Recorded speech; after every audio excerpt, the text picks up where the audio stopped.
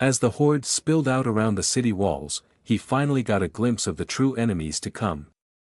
There were 3 of the titanic ash mammoths trundling across the ash, each of which was about the same level as the first one had been. These mammoths were an imposing sight, and as one, they began to form their signature fireballs in their trunks. Jonathan and everyone else on the wall ducked for cover, and the fireballs soared overhead, landing in the middle of the town. Luckily there were no wooden buildings, but there was a scream of pain, which signaled that the attack had hit somebody. Jonathan ignored the noise, and began to prepare himself for the battle to come. He could hear the dull thumps of the enhancer mage's attacks going off, but he doubted that they were doing much to the mammoths. As the gates underneath him started to swing open slowly, Jonathan stood up and leaped over the edge. That had been his signal, as it meant that the other high-leveled warriors were leaving the city. He landed in the midst of them, in between the 2 warriors. They looked over at him in surprise, a look that quickly turned to gratitude. They all knew that he was by far the strongest among them, and that this battle, more likely than not, would hinge on his prowess. Jonathan gave them a smile in return, and he made his way towards the mammoths with the others, his fists glowing blue. The monsters trumpeted loudly, and then charged, heading straight for the city. The ground shook with each of their gargantuan steps, and Jonathan could feel his bones vibrate within him, an uncomfortable side effect of his heightened senses. He had tested them earlier, finding that he could sense things at a superhuman level. He could hear people speaking through 2-foot stone walls, he could feel a grain of dust touch his skin, he could even smell the footprints of one person over all the others. However, he had found that it made bright light a little bit uncomfortable, and if not for his thresholds being passed in all of his stats, he knew that it would have been far more uncomfortable. Then again, he wouldn't have had the enhanced senses if not for passing all of his thresholds, so perhaps it was meant to be. His sight rendered the fetid fur of the monsters in uncomfortable detail, showing him where pieces of their prey had been stuck to their flesh.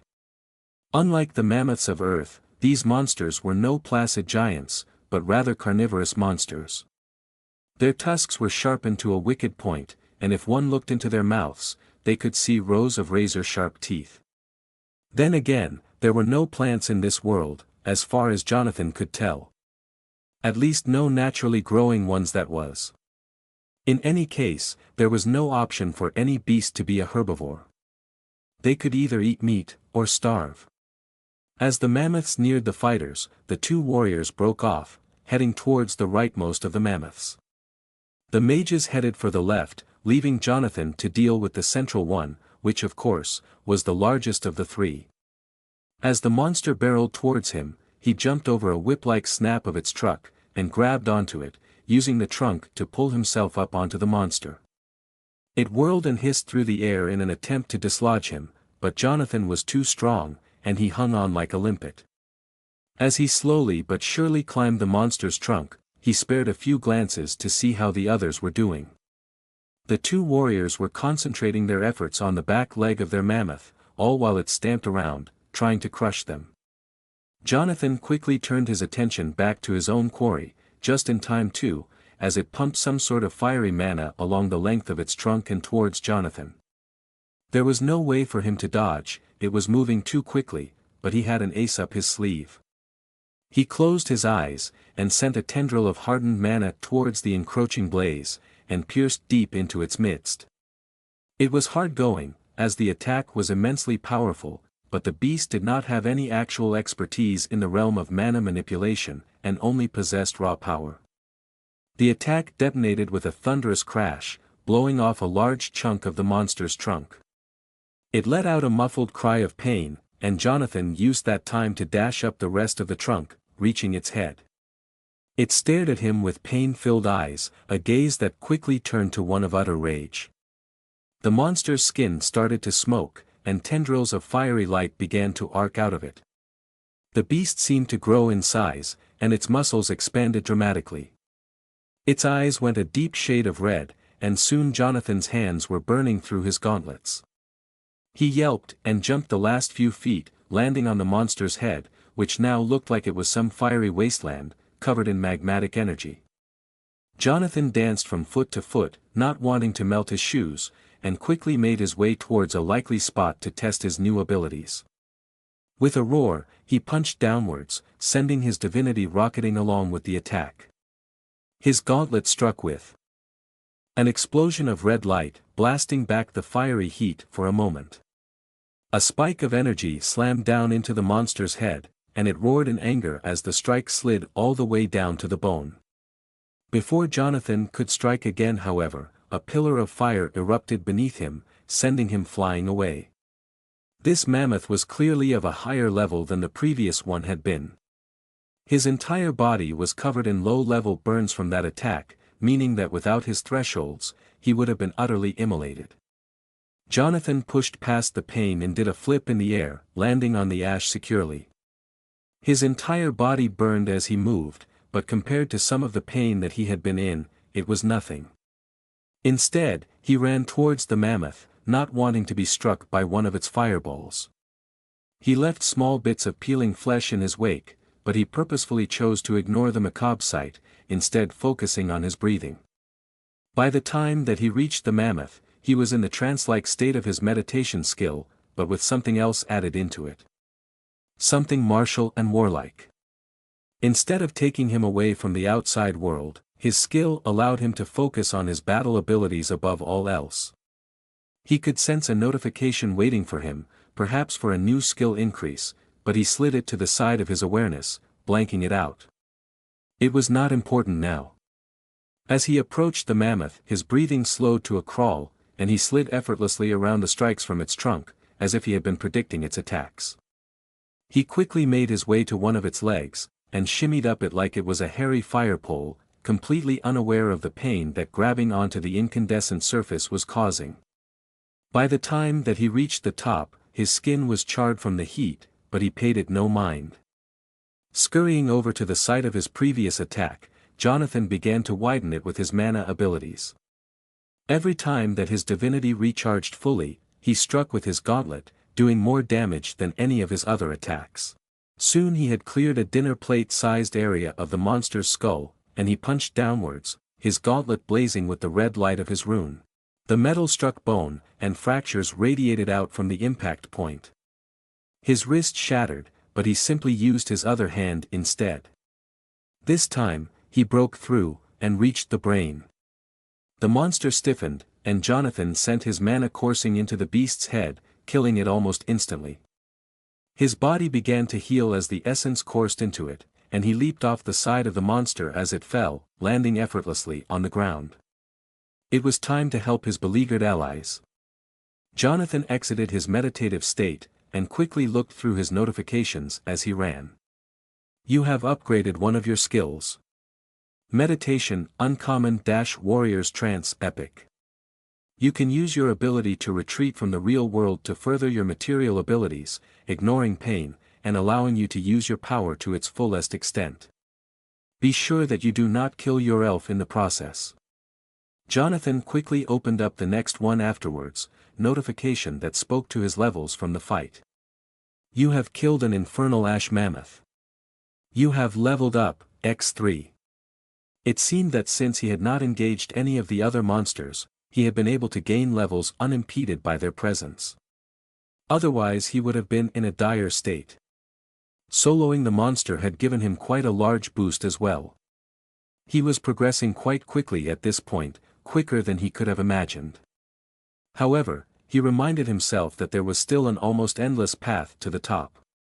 He was not even halfway through the first tier yet, and there were at least 100 to go after this. Jonathan ran towards the nearest mammoth, and spotted a weak spot on its back leg from where the two warriors had been wailing on it for the last few minutes. They were both desperately defending against scything blows from the monster's trunk, and although they were both level 40, they were hard-pressed to even survive here.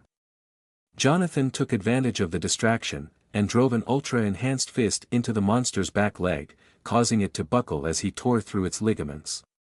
The beast dropped like a stone, wailing in rage, and Jonathan climbed up its back before it could ignite itself. He ran towards its head, and jumped as he ran, flying towards the creature's skull. Raising one hand above his head, he brought it down, imbuing it with divinity and mana. He sent 5 sets of 2 points into his resilience stat as he did so, boosting it by a total of 15 points. This time, he felt the impact less than before and his fist went noticeably deeper. Strength was not the only thing that increased damage. 4. Example, attacking with a wet noodle would always be less effective than with a sword, even if the wielder had the same strength.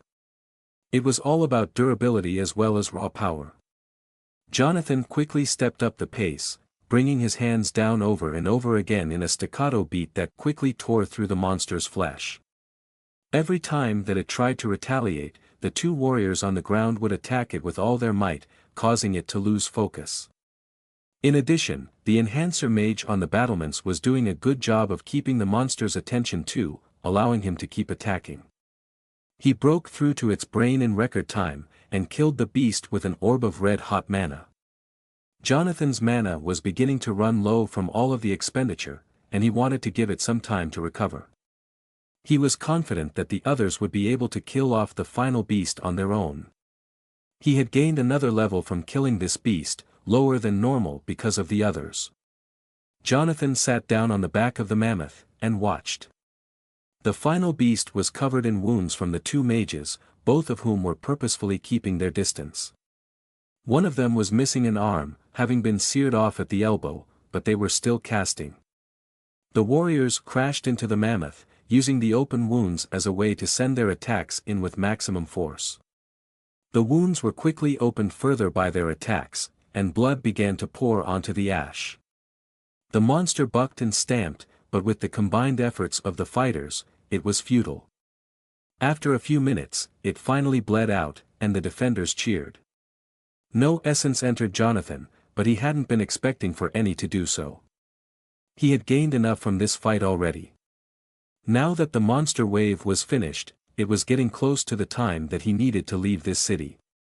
He had better things to do with his time, and now that the mayor had cleaned up his act, and the crafters had fallen in line, his work here was done. Jonathan quickly got off the mammoth, and made his way back towards the city. He wanted to say goodbye to Petrag and his daughter, as well as Janessa, the demonic librarian. Both groups had helped him out, and he had the impression that they were the only truly good people within the city.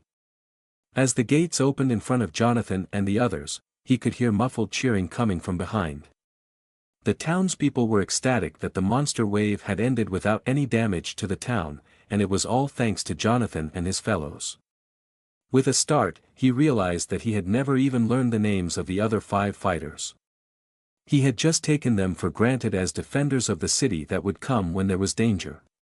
However, it was time to talk to them for at least a little bit. They deserved that much for fighting with him. As the fighters walked off, Jonathan followed them, causing one of them to spare him a backwards glance.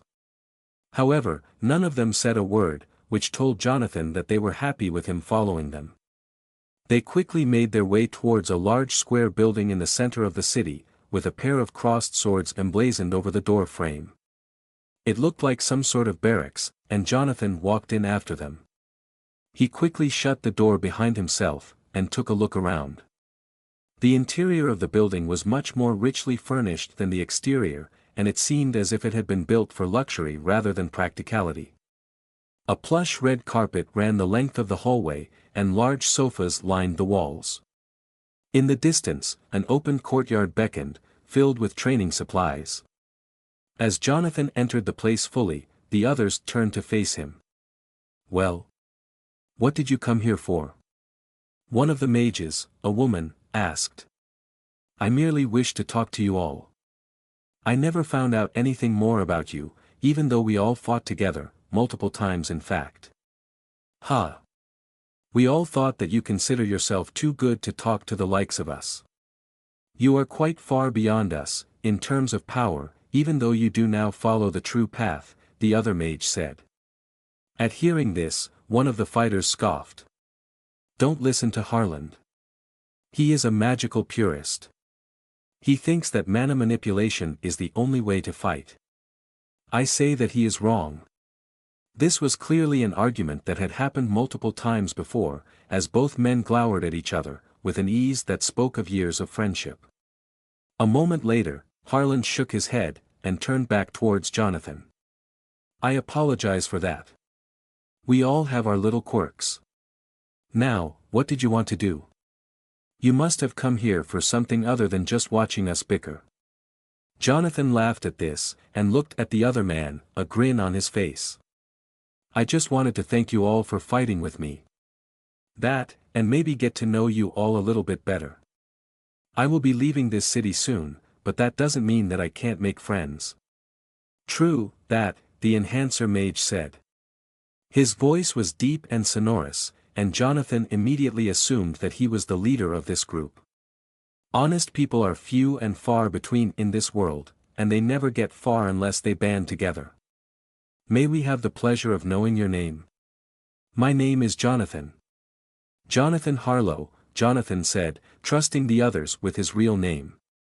"My name is Eliza," the female mage said.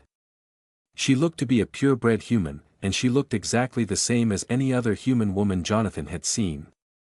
"I am Harlan," the other mage said. He was of a different race, one that Jonathan did not know. He had long, pointed fingers, and his head was pointed slightly at the top. In addition, he was almost 7 feet tall, with a willowy build. "I'm Rhaegar," the axe-wielding fighter said, with a slight lilt to his accent. He was a dwarf, and was quite a stocky specimen too. He was clad in plate armor that was dented and torn from fighting. "My clan name was Stonehollow. Back in Telvaria, I was one of the warriors of my clan. However, we were nothing but a blip on the radar for the rest of the dwarven kingdoms. Apparently, some of our enemies spread false rumors about us, and the gods caught wind of our supposed blasphemy." "Miserable bastards," the man muttered under his breath. "Do not disparage the gods," Harlan said, almost shouting. His face was pale. Rhaegar spat in response. "Those gods are not the gods of the infinite hells. They cannot hurt us here. I thought that you got over your zealotry long ago, Harlan." The other man muttered something under his breath, and the other fighter took the opportunity to break up the argument. "My name is Delvar," he said. The man was a half-orc, and was quite an imposing figure. He stood at almost 6.5 feet of pure muscle. "And I am Jakarthi, the leader of this little band," the enhancer mage said. "Now that we are all introduced, have we fulfilled your objective? I am sorry for the abruptness, but we have a meeting with the mayor in a few minutes. I just wanted to thank you all for your help in those battles. I know that it might have seemed like I was hogging all the monsters, but I still valued your contributions. I wouldn't have one on my own." "I appreciate that sentiment," Jakarthi replied. The man bowed low to Jonathan, and the other followed suit. "May you have the best of luck on your travels, Jonathan Harlow. Hell is not an easy place at the best of times." "Farewell then," Jonathan replied, walking out the door. The others stared at his back for a moment, and then went off to their business. 10 minutes later, Jonathan was making his way towards the city gates, with all of his belongings with him.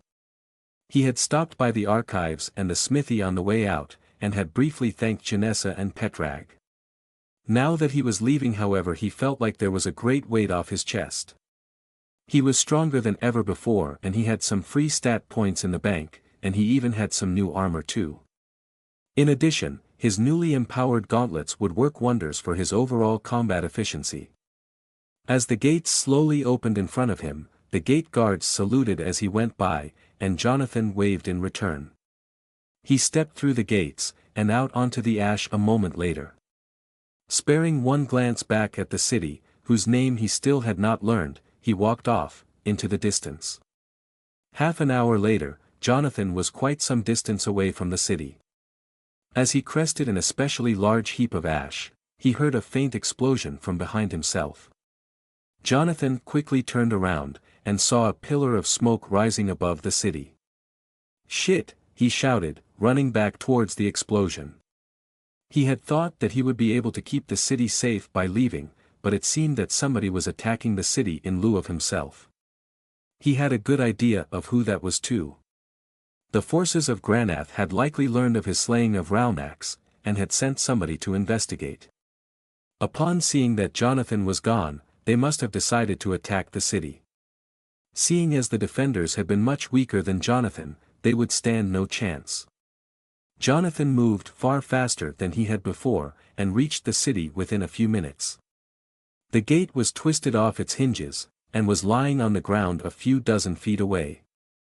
The buildings near the gate were now nothing more than heaps of rubble, and Jonathan could hear screams coming from the center of the city.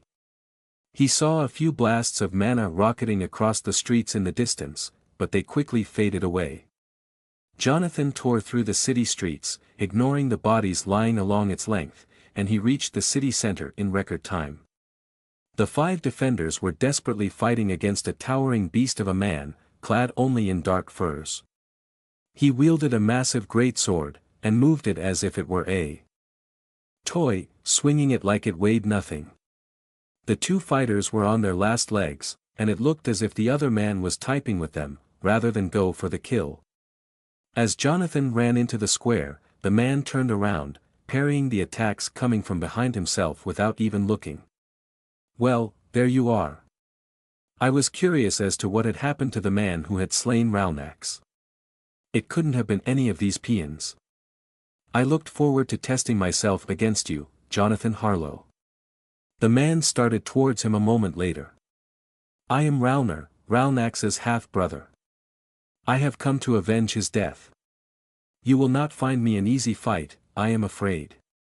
My brother was powerful, but I am beyond even him. Jonathan did not reply, instead summoning his mana drills to his hands. He kept a close eye on his stockpile of saved points. Depending on the talents of this man, he might have to adjust. For Ralnax, he had been forced to add to his resilience, but this man might have a different set of abilities. That was the reason that Jonathan was saving points in the first place, rather than allocating them immediately. Ralnar laughed and began to stride forwards, his footsteps shaking the earth. He moved incredibly slowly, but as he moved, Jonathan could see a red haze building up around the man. His aura began to grow outwards, and Jonathan quickly dashed in, wanting to disrupt whatever was going on. As he came in to punch, Ralnar held out one arm. As Jonathan's fist came in, he stood still, ready to take the hit. Jonathan's fist connected, and Ralnar took a single step backwards, almost completely unaffected by the attack. Weak, was his reply. He slashed out with his greatsword, and the red aura dissipated. The weapon accelerated far beyond what it should, and it slammed into Jonathan's chest. The edge of the sword was more like a bludgeoning than a sharpened edge, but it still hit hard. Jonathan's ribs cracked and he flew across the ground, crashing into a pile of rubble. Jonathan was already trying to parse what he had just witnessed. It seemed that his enemy had 2 modes, one where he was fast, and another where he was incredibly durable. However, to use one, he had to cancel the other. You're certainly better than I thought. I understand now how you were able to beat my brother. You may be low level, but you possess a strength beyond most. It will be a pity for me to kill you. Ralnar took a deep breath, and then slammed his sword down into the ground, cracking it. Dance of the Berserker. He shouted, before starting to glow with a deep red light. Blood-red energy coated his form, and actual blood started to course down his face. He howled in wordless rage, and dashed forwards, his speed immense. Jonathan barely had time to block before he was sent skipping backwards like a ragdoll, breaking bones and tearing skin. Ralnar was upon him a moment later, and he swung down with his great sword, slamming it into Jonathan's leg. He screamed as his leg bone shattered into a pile of dust, and only his sheer willpower kept him going past the pain. Jonathan scrambled to his feet, using his muscles along to keep him standing. He was so strong that he could tense his leg muscles to the point that they were as hard as rock, meaning that he could, albeit awkwardly, still fight. It was beyond agonizing however, and he almost collapsed from the pain. Jonathan quickly hobbled around a swift blow from his enemy, and tried to dodge. However, his leg would not move quickly enough, and he was struck by the great sword yet again, flipping him up and over, onto his back. Ralnar laughed, and leered at Jonathan, spittle flecking his teeth. "You won't find me that easy of a target. I am far stronger than you. You might have been able to get off a lucky blow, but there won't be another, especially with the state that you are in." Jonathan slowly got to his feet, and tried to ignore the pain in his leg. It was quickly becoming all-consuming however, and only his iron will allowed him to keep going. He had been tempered in hotter fires than this, but to be fair, none of his thresholds had been passed in the middle of an active battle. Jonathan straightened up, and raised his gauntlets in a boxing stance, getting ready to fight. Ralnar laughed again, and began to stride forwards, repeating his attack from earlier where he built up durability and strength. This time, Jonathan did not try to go in for a strike, rather keeping his distance. He knew that Ralnar would not attack until he had made his move, so he waited a little bit to plan what to do. As Ralnar stomped his way across the ground, one of the fighters in the back awoke. Jakarthi, the man with the enhancing abilities, looked over at the scene playing out in front of him, and his face fell noticeably as he saw that Jonathan was losing. Jonathan kept his face blank, so as to not alert Ralnar to the awakening of the other man, but as Jakarthi began to draw up a piece of rubble from the ground, imbuing it with white light, a tiny smile cracked his face. Ralnar paused, and scowled at Jonathan. "What the hell are you smiling at? I have you now. You will not survive my next attack." Jonathan did not deign to respond, instead holding out his hand to the side as the rock came hurtling in from Jakarthi's direction. Ralnar looked around, which proved to be a mistake. Jonathan grabbed the rock out of the air and punted it at Ralnar, sending it flying towards his face faster than he could shift out of his durability form. The rock exploded with a shower of dust as it made contact, and Ralnar grunted. He started to come out of his durability form, getting ready to swing his greatsword at lightning speeds, but this time, Jonathan was already there. He slammed his fist into Ralnar's jaw, lifting the man off his feet. Another strike took him in the gut, propelling him backwards a dozen feet.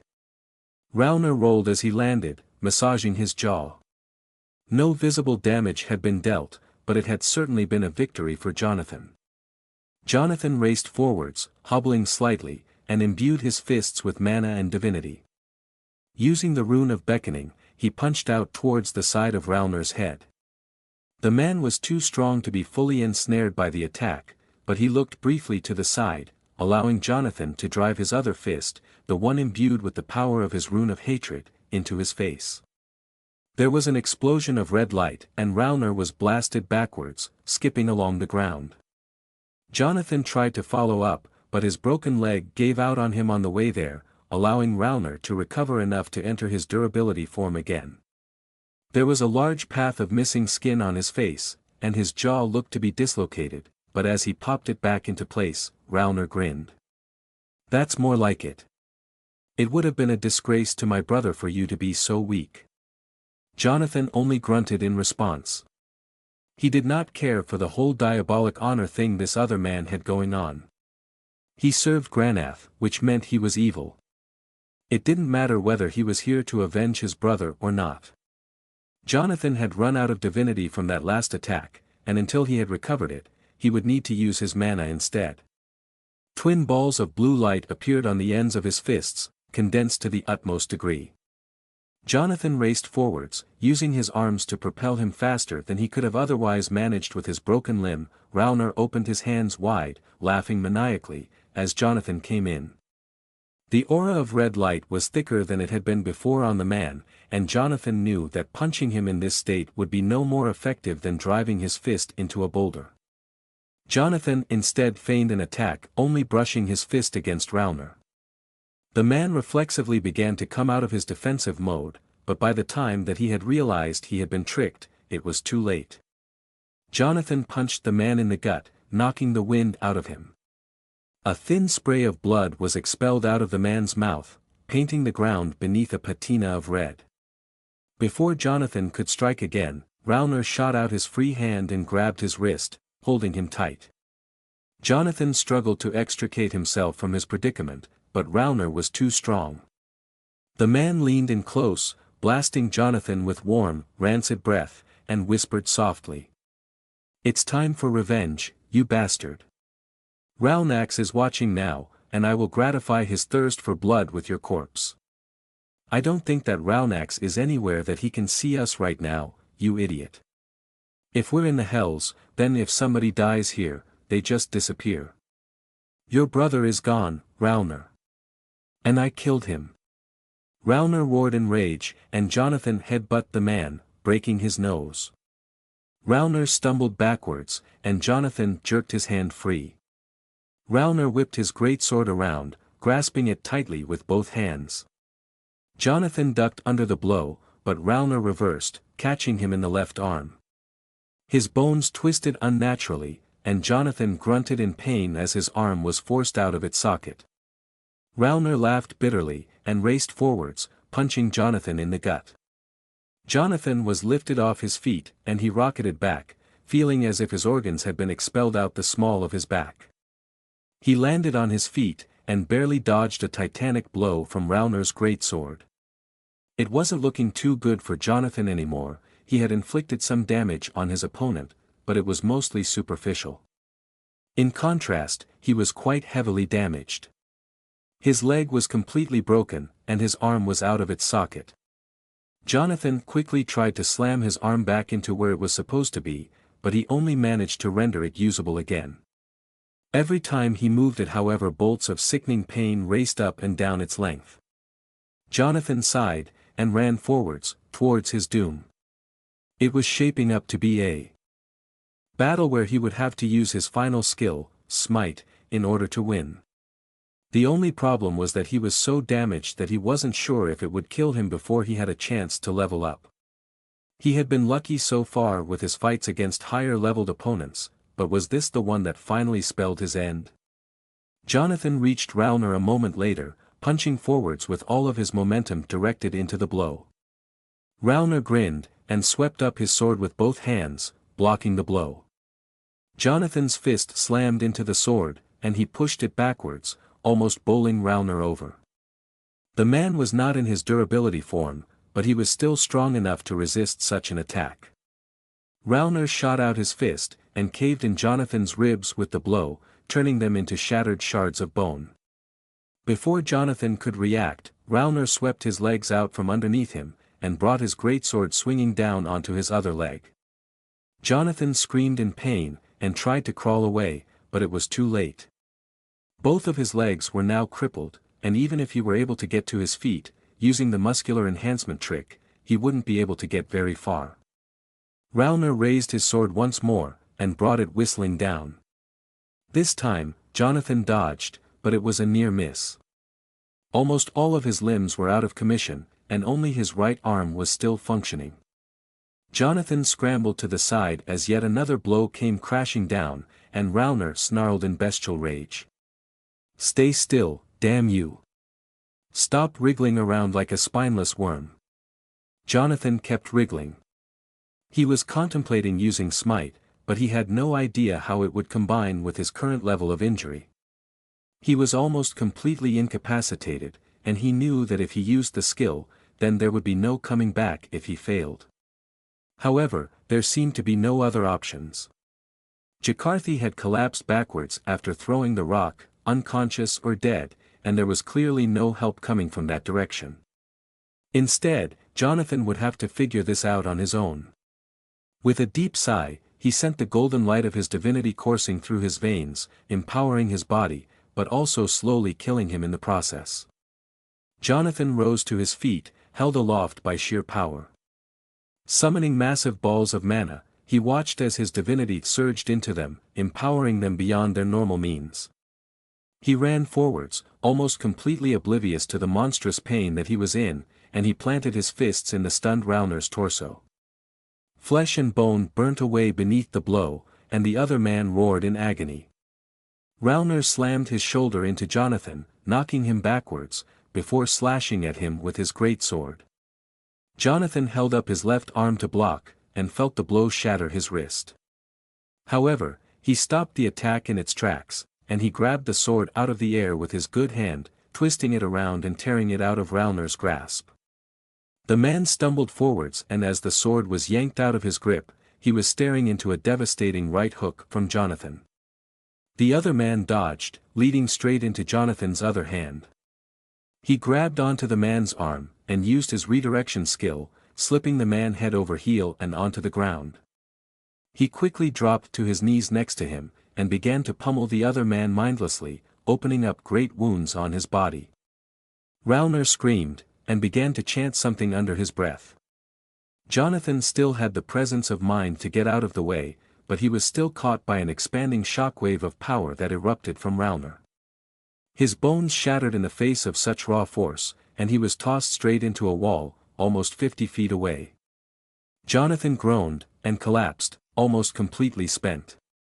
He could see that Ralnar was still alive, and through sheer force of will, he hauled himself towards the man by his fingertips, crossing the distance over the next minute. It was far slower than he was used to moving, and it felt wrong for him to be so weak. By the time that he reached Ralnar, the man was struggling to get to his feet. However, an entire chunk of his chest was missing, looking as if it had evaporated into thin air. Ralnar was on his last legs, but so was Jonathan. Jonathan surged forwards for the last few feet, raising his gauntlet above his head. Bringing it down on the unprepared Ralnar, he was rewarded with a spurt of blood, and a cry of pain. Ralnar beat at Jonathan's head with his hands, trying to force him backwards, but neither man was strong enough to do anything more than flail ineffectively at one another. Jonathan's vision was starting to go dark around the edges, and knew that he was mere minutes away from death. His only hope was to level up. As his vision deserted him, he flailed blindly around, feeling his fists impact flesh and bones. Eventually, he lost consciousness, and knew no more for some time. Jonathan woke up sometime later, with a constant, burning pain suffusing his body. He had survived, that was for certain, but for the first time, a level up had been insufficient to heal him fully. His bones had come back together, but they were covered in microscopic cracks. In addition, his skin had barely healed at all, having been torn apart by the use of his smite skill. That had been by far the hardest fight he had been in so far, and it had come so close to killing him that he had felt the cold touch of death mere moments before killing the other man. Jonathan got to his feet painfully, and looked at the scene around him. Ralnar lay on the ground in front of him, barely recognizable as the remains of a living being. He was nothing more than a hunk of battered meat, and the ground was liberally coated with his viscera. There was nothing else left of him save for his great sword, which lay on the ground some distance away, having been knocked away during the climax of the fight. Jonathan looked down at his own armor, noting that it was dented and scratched all over, but there were few serious holes or tears in the armor. It had not done much to protect him, except for stopping him from bleeding, but it was still valuable. Every suit of armor had its pros and cons, and Jonathan was quickly learning them. Leather armor was good for those who lacked the strength to use heavier forms of armor, or had a highly agile fighting style. Chainmail was in between leather armor and plate armor, and it was both durable and flexible, although not to the same degree of the other two. Finally, plate mail allowed for one to resist a large degree of damage, but it limited mobility. Jonathan had seen this with Ralnar's. Even if the user had high speed and strength, it still was somewhat of a handicap regardless. Jonathan steadied himself, and checked his notifications. You have killed Ralnar the Shatterer. You have leveled up, X3. He had gained quite a lot of essence from that fight, at the cost of it being the hardest fight of his life. There was another notification too, one that was less welcome. You have gained a new title. Lineage Hunter, Rare. You eradicated the last members of a family line, showing your willingness to hunt down loose ends. This is an intriguing path for one such as you to go down, but one that holds its own merit. Do not lose track of your morality in the process. Bonuses, plus 5 points to dexterity. Jonathan shook his head and closed the notification as quickly as he could, not wanting to dwell on its implication. He had been entirely justified in his actions, but they were still quite evil out of context. A moan came from one of the city defenders, and Jonathan turned around. One of the city defenders, Eliza, if Jonathan remembered right, was stirring, the female mage's face twisted in agony. He was surprised that she, out of all of them, was the one to have come out on the other side first, seeing as she was not exactly specced out for durability. Still, she was the first up, and Jonathan moved towards her. "Hey! Are you alright?" Jonathan asked, as he moved closer. As he approached he saw that she was decidedly not alright. He felt wretched, but she looked in far worse shape. One of her hands was missing, and as Jonathan looked closer, he saw that it had been crudely hacked off, likely from Ralnar's greatsword. Is that bastard dead?" Eliza asked. "Ralnar?" "Yes, I killed him. Nearly killed me in the process too. What was someone like him doing out in this region?" "He seemed far too strong to be in a place like this," Jonathan asked. He was a servant of Graneth. He boasted of his stature among the lord of this circle's legions as he attacked us. He was some sort of big shot apparently. A rising star among the soldiers of the ash heaps. Well, all meteors fall eventually, no matter how bright they burn. It seemed that I was the end of his rise. Eliza gave him a look of surprise, before letting out a throaty laugh. Her internal organs were clearly damaged, but she seemed to want to talk. In any case, Jonathan had nothing to offer other than talk. If that healer from before was still alive, which he doubted, Jonathan had no idea where he was. "You certainly talk in a different manner from most warriors, especially ones as powerful as you. You are something else entirely though. You are a lower level than me, but I have no illusions about who would win in a fight between us. You must have a great destiny ahead of you." "Apparently, I do, but if I die first, then I might not get to realize it. And that seems to be more likely day by day." Jonathan trailed off. "Anyway. Will you survive? What about the others?" "I'll live, but the others are in worse shape. I don't think that Ralnar saw me as much of a threat. He injured the others severely though. He had been about to kill Jakarthi when you arrived. The others were unable to keep going after that. They left their lives in your hands, and you delivered." Jonathan nodded, and bent down, looking over the others. All of them had mortal injuries, and Jonathan was saddened to find that out of them, only 2 still had pulses. Jakarthi and Rhaegar still breathed, but the motion was weak and Jonathan did not see their chances as being especially high. He turned around as Eliza started to root around in her satchel, pulling out a ruby flask. It was filled with a glowing red liquid, and as it sloshed around, tiny specks of gold were visible in the mix. "Here. Feed this to Jakarthi. It's a health potion. The only one we have left in fact," she said, a look of sadness on her face. "What about Rhaegar?" Jonathan asked. "It's too late for him. He already drank a health potion during the fight. Their effects cancel each other out within a certain time period. In addition, they can only do so much. Besides, Rhaegar would understand."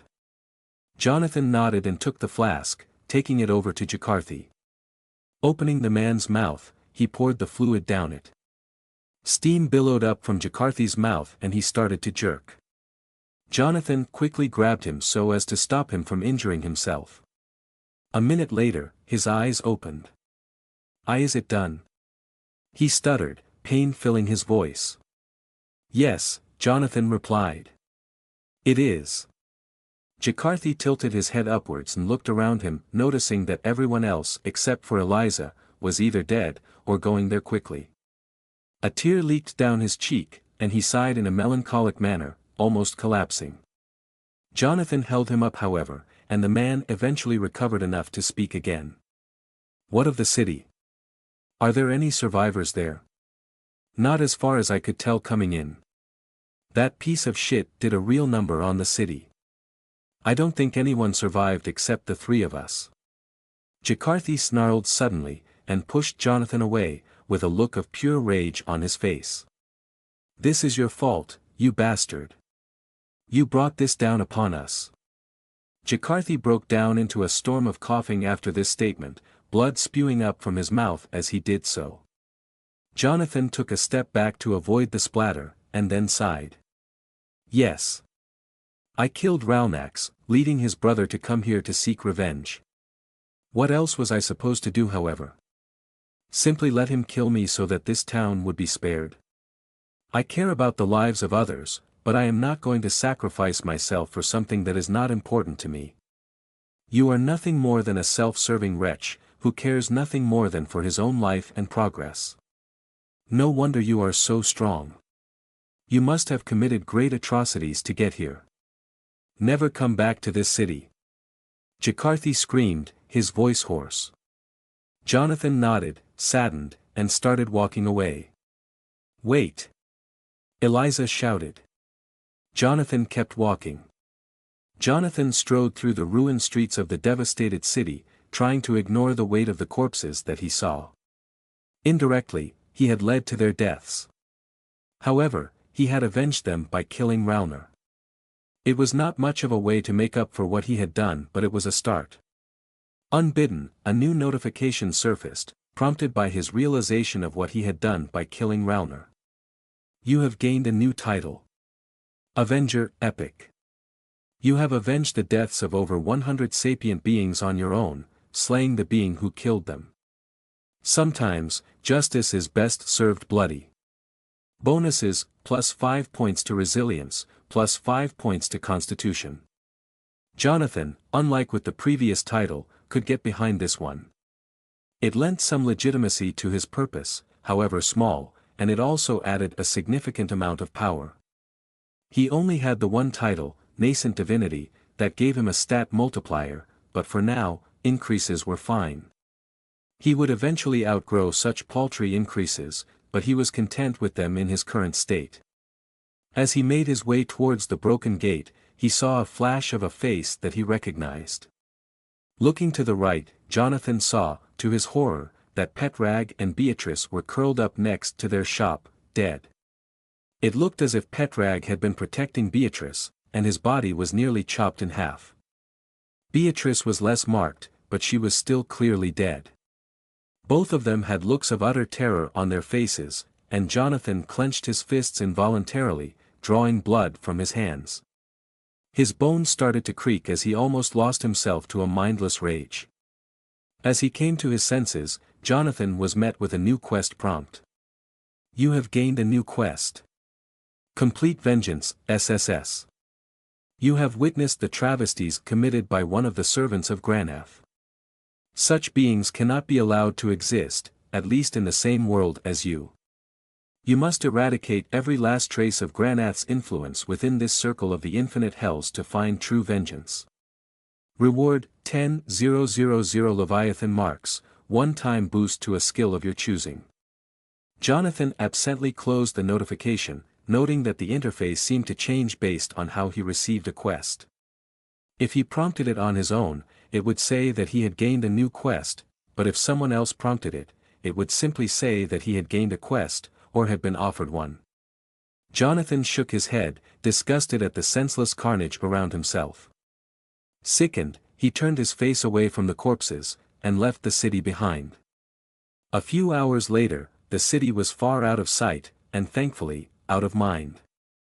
Jonathan leant on his warrior's trance skill to keep his mind away from darker places, forcibly stabilizing himself. He trudged aimlessly across the ash, unsure of what he should do next. He had dallied in cities enough. It was time for him to focus on getting stronger. He had enough levels, but his pathway skills were lagging behind. Quickly opening them for reference, Jonathan checked how far along he was. Mana Manipulation, Student 4. Mana Manipulation is one of the most basic skills in the universe, and you have shown a strange aptitude for it.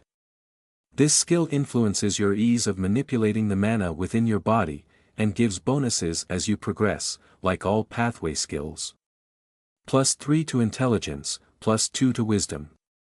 Next up was his martial arts skill, which was proving its worth, but so far, it had not leveled up. He was not using it to the fullest within his fights, which meant that he wasn't gaining any additional expertise. Martial Arts, Student 4. You have dabbled in the ways of martial prowess in a past life, and some of that wisdom still remains within you. Your expertise is crude and basic at best, but it is a sturdy foundation for greater heights in the future. +3 to Strength, +2 to Dexterity. After those two were his runecrafting and true sight abilities, which were his most important ones. Runecrafting, Student 3. Build off your forbidden true sight skill to not only understand the runes that make up the world around you, but edit them as well to your own desires. There are runes for every concept in existence, and finding them will be a monumental task. +5 to Intelligence. Despite his efforts with using his runes to empower his gauntlets, he had not gained any additional points, likely because he had been using the same runes that he already knew. He could use that method to get to the next level, but it would take a while. For now, he was content with his new gauntlets. Finally, there was True Sight. True Sight, Student 1. You can see between the cracks in reality, utilizing your divinity to access the same interface as the system itself. As of now, you can comprehend tiny fractions of the universal sigil code, but who knows where this skill might lead. +5 to Wisdom. He closed the interface, and began to work on his mana manipulation abilities, something that he could do while walking. Rather than simply playing around with his core, however, he consciously manipulated as he went, relying on his heightened intelligence from his threshold to allow him to do so. He tested multiple different configurations within the span of seconds, using small amounts of his mana to do so. He could feel his expertise slowly increasing as he poked and prodded at his core, so he left it running in the background. Half an hour later, a pack of ash prowlers appeared from behind a ruin, growling low in their throats at him. They were led by an alpha, probably the only reason why they had not fled before his strength. Jonathan kept most of his mind on the mana manipulation task, while sparing a bit to fight. The lower-leveled monsters moved like they were in slow motion, and he tore through them in a matter of seconds, spraying blood over the ground. The alpha growled in sudden apprehension, but before it could retreat, Jonathan grabbed it by the throat, and snapped its neck with his other hand, killing it. All of that time, he had been barely paying attention to the fight. Such a display of mastery prompted the arrival of a new skill. You have gained a new skill. Battle Focus, Rare. You can concentrate on multiple things during a battle, a great boon to your combat abilities. It was a simple skill, but quite a useful one. It would allow for him to both train his mental and physical abilities at the same time, if he had taken stock of its abilities correctly. System-granted skills landed somewhere in between ingrained prowess and artificial mastery, both heightening and building on the abilities that one already possessed. More importantly, it lent extra power to the conceptual strength of one's abilities, empowering them beyond their non-enhanced norms. For example, Jonathan's redirection skill used the same principles to any normal judo throw, but added additional power to the skill, as long as it aligned with its original intent. That power came purely from alignment, rather than anything else, as it did not take anything from his mana or stamina pool. As Jonathan left the monster corpse behind, he smiled as he realized that he had not neglected his mana manipulation progress for a single second. Over the next half-day, he learned that his new intelligence was quite the boon in the realm of training his mana manipulation, as he leveled up the skill, not once, but twice. All that he had achieved was a greater level of skill with his abilities, rather than discovering anything new, but that would come later. For now, he was satisfied with his abilities. He had broken past his thresholds, and was now an entirely different creature altogether than when he had entered the city. His irrational fear of going through the pain of his thresholds had actually paid off in the end, rather than simply wasting a few stat points as he had expected. It wasn't like he needed the extra ones that much anyway. He was already gaining far more than most. It almost made up for the sting that he felt whenever he thought about the ruins that he had left behind. Whether his fault or not, he had still led to the destruction of the city, and the death of most of its inhabitants. In any case, that was past now, and he could hope to find absolution through the completion of his quest. That was the only real route forward. The fact that it meshed completely with his ultimate goals was only the icing on the cake. Jonathan stopped a few hours after this, wanting to train his martial arts abilities a bit. He wasn't sure how much he could eke out of the dim memories that had been ingrained in him from Earth, but he could certainly try to get some value. He had prompted the creation of a student-ranked pathway skill simply by remembering his abilities, which had given him a decent approximation of its equivalence to earthly standards. As far as he could tell, the first few ranks seemed to correspond pretty much exactly, as he had been adept enough at martial arts, but nothing special. The highest level that seemed possible on Earth was that of the master rank, if there was any sort of linear progression of the mastery ranks. Past that was likely the domain of the supernatural. Of course, none of this accounted for the system, where one could take out a building with a single punch, no matter how sloppy their technique was. Even a true master of martial arts from Earth would not last long here without any stats or levels. Well, the actual skill would have given them a substantial amount of power, but without accounting for that, it would be nothing more than a massacre. Jonathan began to warm up with a basic kata, moving his arms and legs slowly so as to remember the moves correctly. He could have done them far faster, but he wanted to limit himself to the abilities of a normal human, which was quite a bit harder than he had expected. Trying to move at a normal human speed was like trying to move at the speed of a snail, at least relative to his abilities. He was about 20 times faster than a normal person, and even accounting for the limitations of basic physics, he would have been able to move at a speed that was almost invisible to the naked eye. However, he eventually achieved it, and began to work through his moves, slowly recalling the correct forms. It took him a few minutes to work through the kata, and in that time, some of his prior knowledge began to percolate within his brain, aided by his superhuman intelligence. As he finished, he ranked up his martial arts skill by 1 tier. It was a small gain, but a welcome one. The next time through, he began to work in his insights from his pugilistic fighting style, trying to weave it into the matrix of his knowledge. As he moved, he began to add in punches and kicks to his martial repertoire, blending it in with his other abilities. He began to move in a different way from what he had been taught on Earth, eschewing the slow and steady motions of a grappler for the quick movements of a fighter.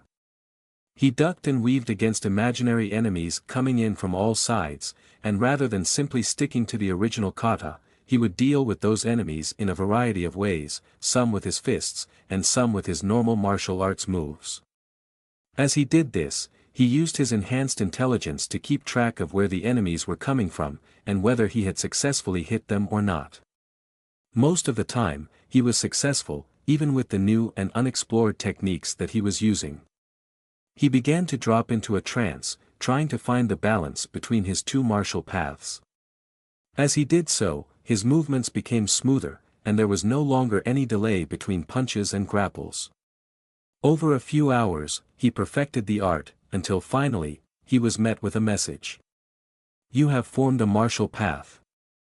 Flowing Hurricane, Novice 1. You have formed the basics of a new martial path, one that relies on your many abilities in the field of war to use. Your path revolves around the quick and easy application of force, with the option to add in more complicated maneuvers if the situation demands. Jonathan closed the notification, and smiled. His efforts had borne fruit. He had no idea how useful this martial path was going to be, but he suspected that it would be quite useful, indeed, especially after he leveled it up a bit. For now, he could feel a slightly increased connection to the path that he was following. Slightly increased, but not by much. As he increased his mastery, however, that would likely change. With all of these new gains, it was time for him to open his stat sheet and see all of his new abilities. Jonathan Harlow. Tier 1. Human, Advanced. Outsider, Tier 1. Level 38. 64 free points. Strength. 172. Dexterity. 128. Constitution. 128. Resilience. 183. Intelligence. 126. Wisdom. 126. Divinity. 2. Health 1920/1920. Stamina 2580/2580. Mana 1890/1890. Titles. Chosen of Sarnathros, unique. Nascent Divinity, celestial. Iron Will, epic. Refined Form, epic. Giant Slayer, epic. Avenger, epic. Lineage Hunter, rare. Righteous Killer, rare. Skills. Smite, legendary. Unravel, epic. Warrior's Trance, epic. Mana Drill, rare. Battle Focus, rare. Focused Scry, rare. Runes of Power, rare. Redirect, uncommon. Identify, common. Pathway Skills. Mana Manipulation, Student 6. Martial Arts, Student 4. Runecrafting, Student 3. True Sight, Student 1. Martial Path. Flowing Hurricane, Novice 1. Quests. Hellbreaker, Impossible. Complete Vengeance, SSS. Jonathan had quite a considerable amount of free stat points, and he decided to use some of them rather than hoard them all. Looking over his stats, he found himself satisfied with most of them. Adding points to bring up a lower stat right now would be a waste, as it would have less impact than adding points to a more powerful stats. With that in mind, Jonathan quickly added 20 points to strength, in batches of 2, bringing it up to 204. Jonathan clenched his fist and smiled, feeling the new power coursing through himself. His resilience was high enough to deal with the boost for now, but if he needed to, that stat was the next one that was getting boosted. Jonathan closed his eyes, and tried to internalize his new stats, not wanting them to interfere too much with his pursuit of his martial path.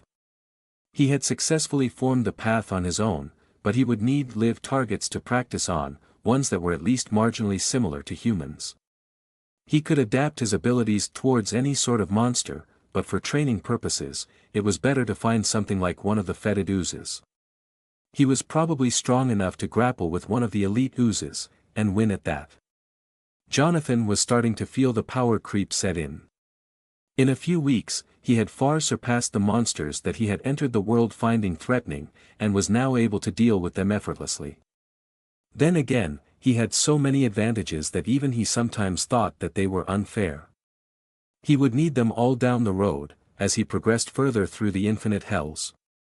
Despite his relatively high level of power, compared to a normal person, he was barely scratching the surface of power within this universe. There were at least another 100 tiers to go, and if they all increased multiplicatively, like he had been told, by the end, he would be akin to a god. Then again, that was literally what a god was, someone at the top of the tiers. Sarnathros had been tier 100, while unsuppressed, meaning that was likely the pinnacle of power. At least the infinite hells were stratified somewhat, meaning that some wandering tier 10 couldn't just come over and kill him. Well, probably a tier 2, if he was being honest.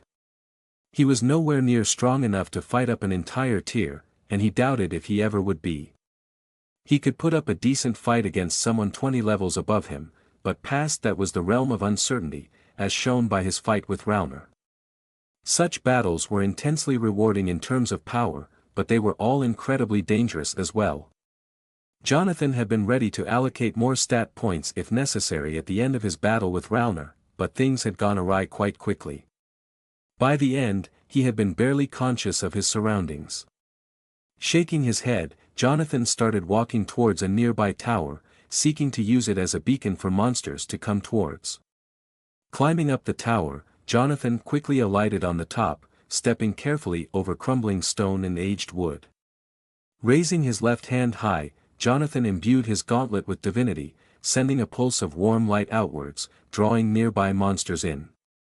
As he stood there, he could hear baying howls echoing in the distance, and the telltale ash cloud that signaled a group of monsters coming in.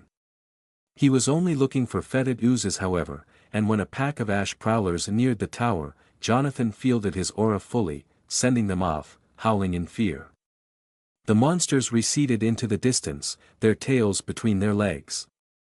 It seemed that they were more afraid of Jonathan than they were enticed by the rune, which was an interesting discovery.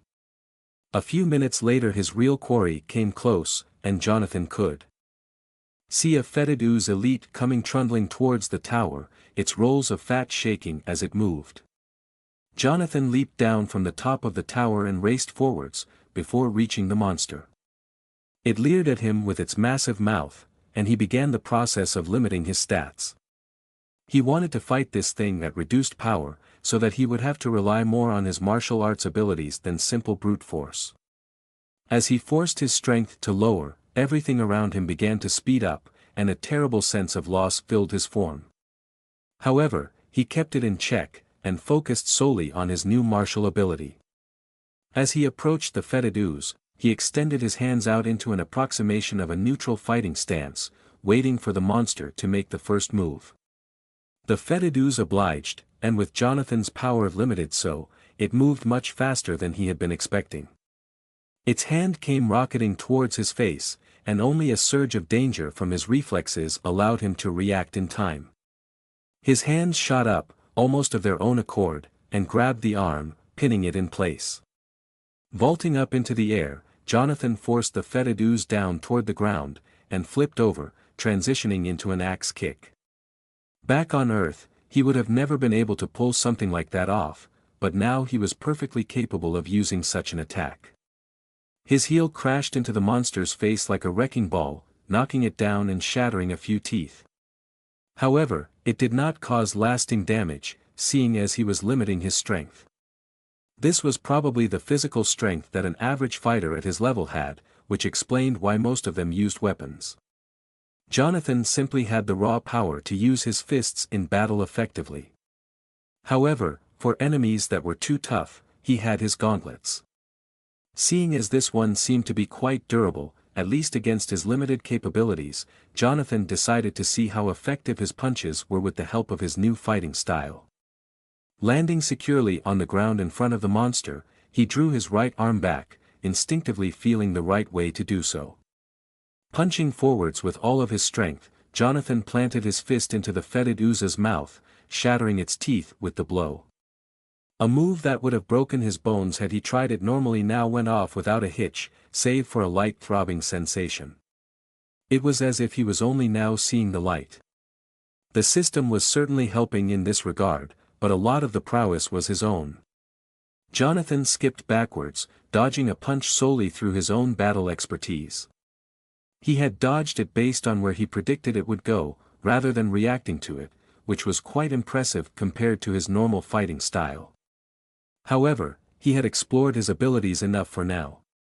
He moved in more aggressively, and weaved around a few punches from the monster, getting as close to its yawning maw as he dared. 3 lightning-fast punches shattered the rest of its teeth, and he quickly swept its arm out of the air, and tossed it over his shoulder. Although the monster was large, and he had lowered his strength, he was still strong enough to toss it over his shoulder effectively. The monster crashed into the ground, and Jonathan began to wail on it with his gauntlets. As he saw that they were doing little damage, he decided that it was time to add a little bit of magic to his fighting style.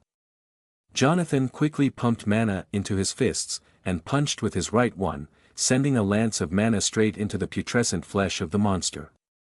Its flesh bubbled and smoked as the attack landed, as Jonathan had not limited his intelligence stat, having found such a thing impossible. The attack carved straight through the monster and towards its core, getting stuck halfway there. Jonathan sighed, and punched with his other hand, keeping the struggling creature down. A moment later, he brought both hands up in a hammer fist attack, and splattered its brains out on the ash with one final blow. Panting slightly, Jonathan got up, and let his full strength return to him. The heady rush of power was immense, and Jonathan could barely stop himself from gasping as he rapidly returned to his normal state. A few notifications waited for him. You have reached student rank 5 with martial arts.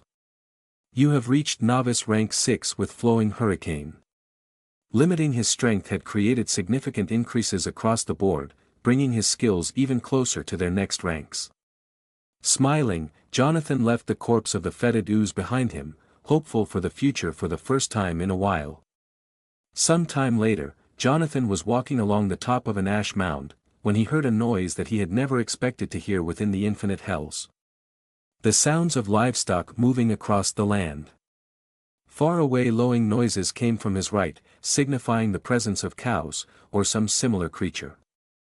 As he moved toward the sound, he gradually began to see a large road poking out of the middle of the ash, a road that was absolutely filled with carts and wagons, being pulled by various beasts of burden. There were lines of glowing energy along the edges of the road, presumably to keep monsters out, and there were watchtowers visible every few miles down the road. There were thousands of wagons within Jonathan's sight, not counting the ones that were further down the line. He had finally found out where the ash heaps got all of their food from. Jonathan began to make his way down, curious about what he could find there. He noticed that the wagons were moving far faster than he would have expected, easily going as fast, if not more so, than a car back on Earth. He also noticed that there were strange fountains of energy every few hundred feet that bathed the wagons in light. It seemed that light was what allowed them to move at such a speed. They were pulled by the same type of horse that the guards from the slave caravan had been riding, except these ones were clearly bred for labor, not war. They were stocky creatures, easily 5 feet wide and 15 long. They were far larger than horses back on Earth had been, and they seemed far stronger too. Depending on whether animals here could level up consciously, it seemed as if these horses had been putting all their points into strength. Jonathan paused quite some distance away from the road itself. He did not want to test his luck against the soldiers there, as his retributive mark from killing Ralnar would work against him in that case. He had no wish to have to deal with potentially thousands of guards for no reason other than curiosity. Jonathan found a comfortable nook, and watched the traffic go by, trying to figure out more about the ash heaps from looking at the wagons. Most of them were unmarked, but a few of them had painted signs on the side, advertising them as belonging to a certain company. It seemed that corporations had made it to this world as well. All of the wagons looked in far better shape than they should have given their predicament, stuck in the middle of a circle of hell as they were, with actual paint decorating them. These traders probably worked directly for Granath himself, meaning that they were afforded the best of luxuries on the road. As Jonathan spotted a strange-looking wagon, one made out of crystal, he noticed something. The crystal wagon was filled with the same silvery dust that the mayor back in the last city had been addicted to. Memory stone. This was in far greater quantities too, meaning that it could potentially create thousands of addicts, if not more. Jonathan gritted his teeth, wondering what the right thing to do here was. On one hand, he wanted to be cautious about the threat of the guards, but as he slowly surveyed the scene, he saw that the towers were spaced far enough apart to not be much of an issue, as long as he finished his fight quickly. Jonathan slowly got up, and made his mind up about his decision before doubt could set in. He suspected that the energy barriers were made for monsters, seeing as he had no feeling of danger from them. Running towards the energy wall, keeping low to the ground, he avoided detection for a bit. By the time that he had reached the wall, he was blocked from the sight of the watchtowers by some of the larger wagons, which was perfect. The one carrying the drugs was getting farther and farther away however, and Jonathan started running along the wall, trying to get to it in time. He was able to reach a top speed of about 100 miles per hour in his low-to-the-ground pose, although it severely taxed his stamina. Moving in that position was a lot harder than moving normally, he found. Jonathan quickly reached the wagon, and kept on going about a mile ahead of it, to give himself time to plan. He tentatively stuck his hand into the glowing wall, and found that it was completely permeable to his touch. Jonathan smiled, and walked through it. None of the wagons even noticed him, and they just kept on going down the road. Now that he was actually near them, he saw that there were clear lines along the road, like lanes back on Earth. This was probably to prevent accidents, but also to allow the guards to see clearly at all times. Jonathan slunk around the backs of wagons, relying on his superior dexterity to get him through the fast-moving morass of vehicles smoothly. A few people spotted him, but other than a shouted expletive here and there, nobody bothered him. He suspected that would change as he neared his target. The crystal wagon came into view a few seconds later, and Jonathan made his way towards it, weaving in and out of lanes of traffic at high speeds. The wagon vanished behind another one, but came back into sight a moment later, this time close enough for him to act. Jonathan surged forwards, and punched one of the wheels, causing the wagon to collapse, skidding along the ground. It crashed into the wall, which had suddenly become impenetrable, and exploded, raining memory stone dust everywhere. Jonathan held his breath until the powder had landed, but many of the wagon drivers had not, and soon a massive pile-up formed on all sides of Jonathan, with wagons crashing into each other left and right. He winced, but then shrugged. It wasn't his problem. A horn, played at a deafening volume, sounded overhead, and guards started to mill around at the base of the nearest tower, trying to find out where the commotion was. Jonathan quickly imbued his gauntlet with divinity, and punched downwards, burning away much of the dust near him. He only managed to destroy one pile, but it was the largest of the lot, and hopefully a sizable dent in the production. He had no sympathy for these wagon drivers around him, as they clearly perpetuated Granath's hegemony over the land. Jonathan turned tail and fled towards the edge of the road, spotting hundreds of guards pouring out of the tower in the distance. He knew that he could likely beat any individual guard in a fight, but he did not want to take his chances against so many of them. He could not detect their levels from here, but he knew that they would be a cut above what he had faced before, seeing as they were in all an important defensive position.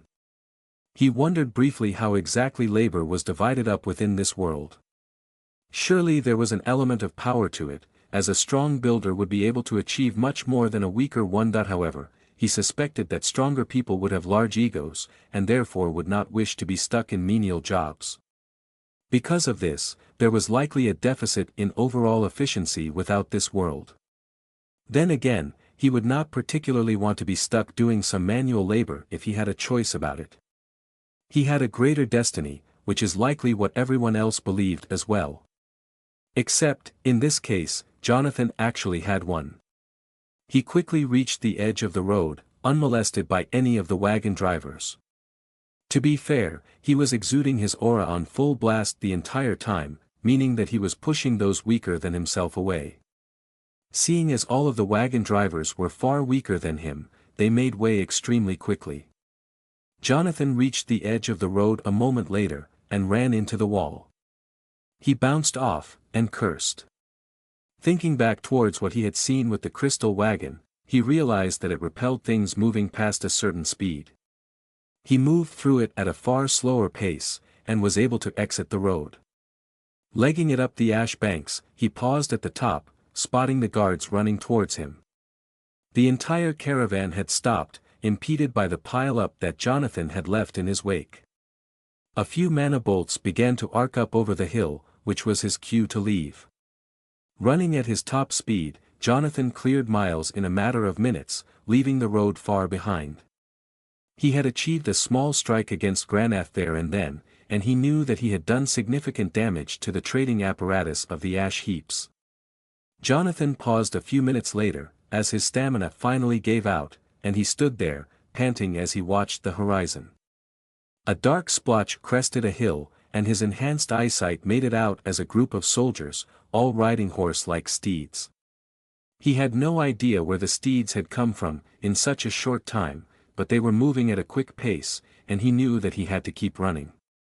His stamina was filling up rapidly, but he knew that he only had about 30 seconds before he would have to leave.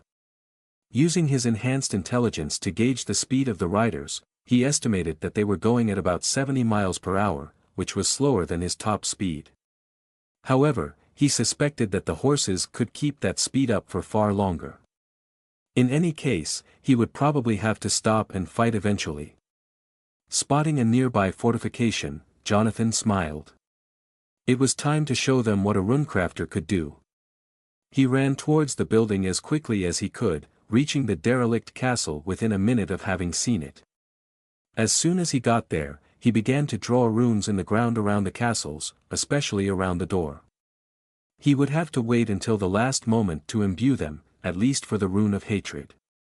He had no idea how strong the effect of the rune of beckoning was on sentient beings, and in case it did not work, he would be left only with his damaging rune instead. Seeing as it was quite noticeable once charged, Jonathan had no alternative other than to conceal it as much as he could. Jonathan began to draw the rune, sketching out the complicated lines of the rune of beckoning on the sand. He could see the enemies coming closer and closer, racing across the ash on their steeds. As soon as he put down the rune, however, there was a noticeable change in their trajectory. Upon hearing a startled shout, Jonathan smiled. It may not have affected the soldiers, but it certainly affected their mounts. Because they were going so quickly, the soldiers were not able to dismount, and the horses started to cluster together, trying to get towards the rune of beckoning as quickly as they were able. Jonathan began to draw some of the runes of hatred around the other rune, creating a patchwork of glowing red that stood in front of the castle walls. He stood there for a moment, smiling, as the soldiers and their mounts raced towards the runes. A minute later, they were within a few hundred feet, and Jonathan began to climb up the staircase towards the top of the wall. There was a brief moment of silence, and then the front line of the horses hit the runes, creating a pillar of red light that shot past the back of Jonathan's head. Pained neighing rose up from below him, and a few shouts of pain. Looking back down to admire his handiwork, Jonathan watched as the horses crushed the injured soldiers and steeds into the walls, trying to get to the rune.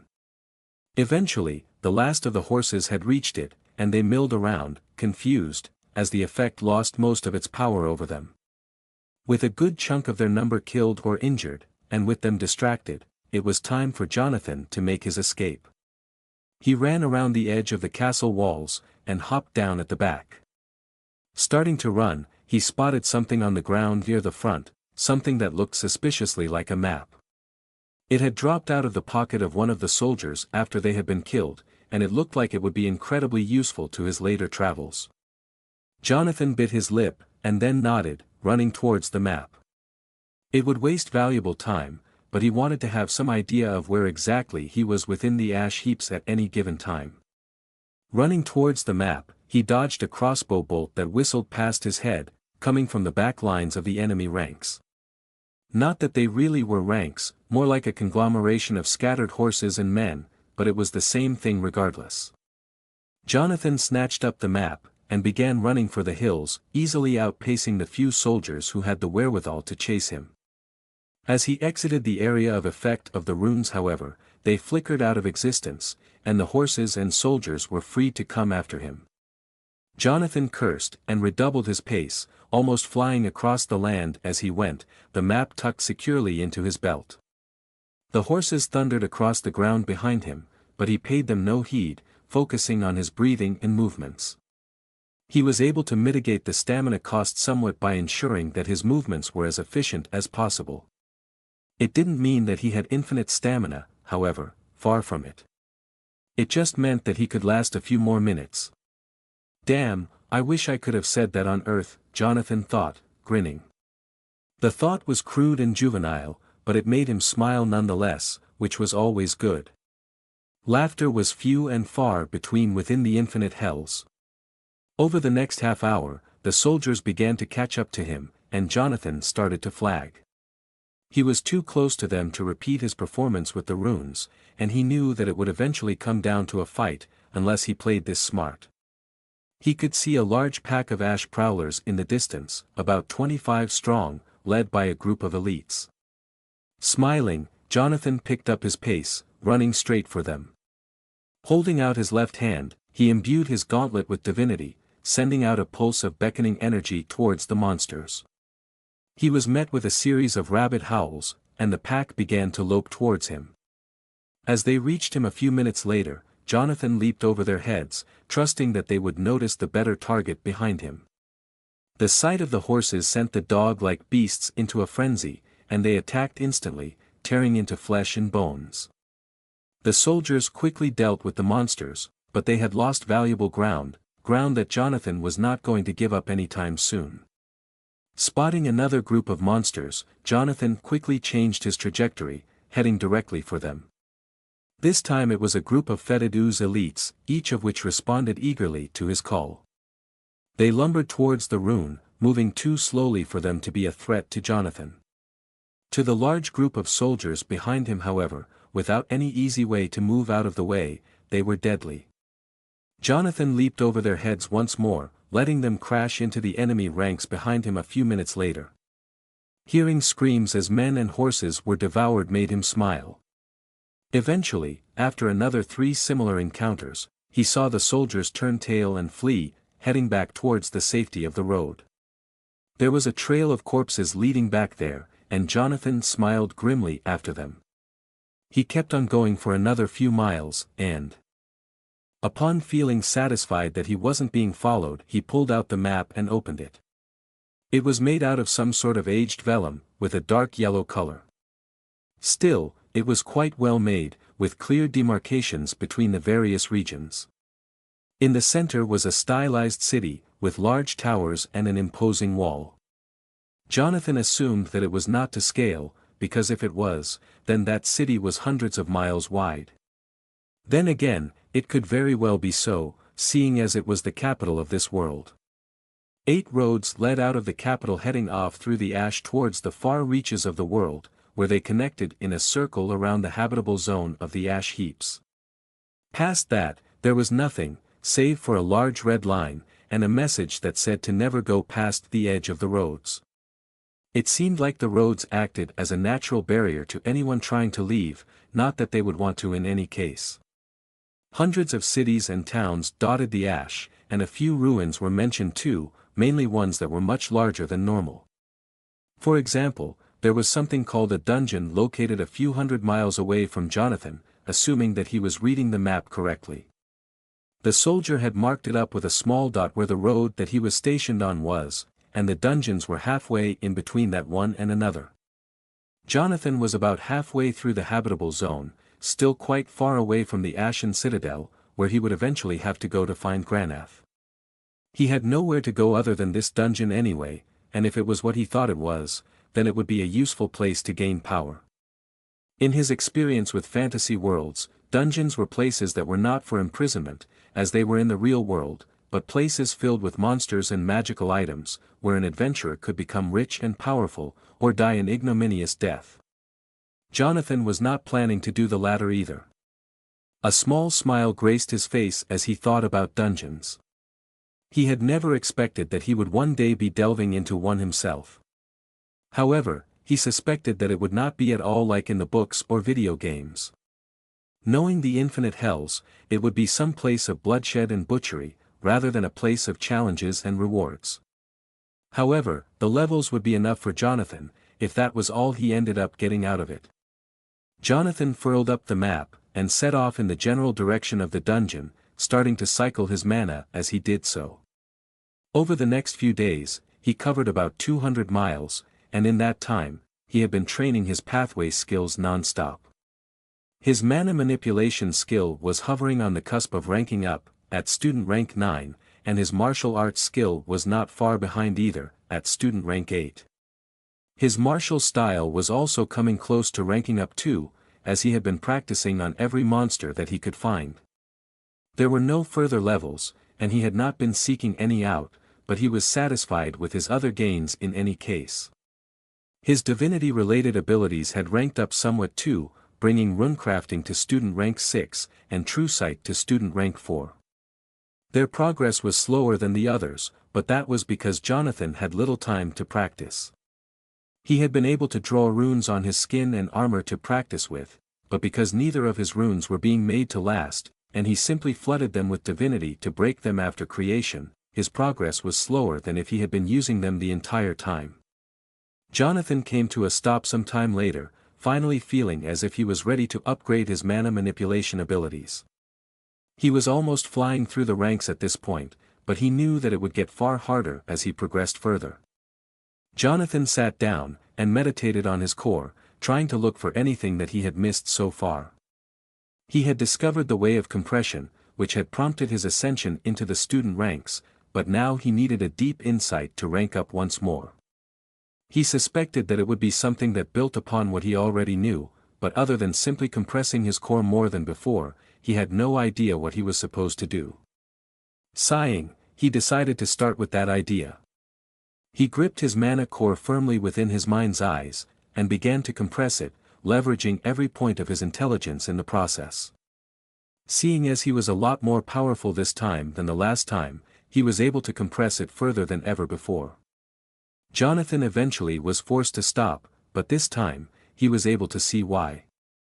There was a smaller ball of pure mana in the very center of his core, one that could not be compressed any further, no matter how much he tried. As he reached that ball of energy, he sensed that he had almost broken through to the next rank. His core began to leak mana however, and he watched as it began to move outwards.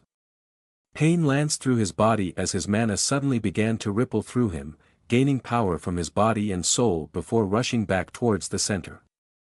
With that, he was finished. Exiting his core and entering the real world once more, Jonathan smiled as he read the notification waiting for him. You have reached Apprentice Rank 1 with Mana Manipulation. In compressing your core as far as you could go, you found the hidden kernel of power that dwells within all living beings. It is a conduit to the very energy of the universe itself, and is the most important part of your mana manipulation abilities. Plus 10 to intelligence, plus 5 to wisdom. The increase to his stat bonuses was quite significant, but it was not anything special, at least compared to some of his titles. Jonathan closed the notification, and started to root around within his core to try and find a new skill waiting there somewhere for him. He did not know how ranking up one's pathway skills usually worked, but last time he had been granted a skill, one based on his prior experimentations.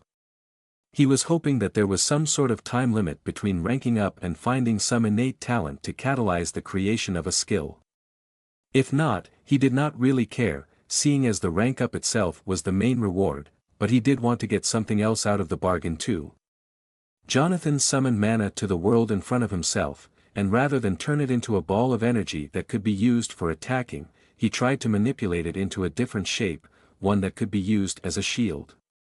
He tried to force the mana to lose its corrosive aspect, and become tough and flexible instead, acting as a shield against any attacks that came his way, magical or physical. All that he achieved for his efforts was a tiny blot of mana hovering in the air in front of himself that was faintly transparent. Sighing, he banished the attempt at creating his new skill. If there had been a time limit for such a thing, it had long passed by now at any rate. He could simply form the skill through hard work and effort instead, as had done for most of his skills. Jonathan sighed once more, and got to his feet, before running off towards the dungeon once more, keeping to his original goal. The ash flashed by as he ran, extending into what looked like a monochrome world of blackness, interspersed by ruins and the occasional city in the distance. Boredom would have threatened the Jonathan of Earth, but now that he had his meditation-related skill, he could simply while away the hours as he manipulated his mana within himself. He could sense that he had reached a qualitative threshold within himself, in terms of his mana manipulation abilities, and he didn't even come close to reaching the next tier of his skill by the time that he was nearing the dungeon. Jonathan heard the dungeon before he actually saw the thing. The sounds of hundreds of monsters baying in unison drifted up from behind the horizon, coming from where the dungeon had been marked on his map. Over the next few hours, Jonathan neared the dungeon, and he eventually saw the first trace of its existence. A gigantic beam of rainbow-colored light shot up into the sky from the top of a large mound of earth and stone, the first he had seen of both materials naturally. It jutted out of the ash at an angle, and there was a massive cave at the front, gaping like a toothy maw. All around the dungeon, monsters prowled, all of them trying to get near enough to the dungeon to get inside. The dungeon itself was protected by hundreds of soldiers, each of whom wielded bows and crossbows, keeping the monsters away from their prize.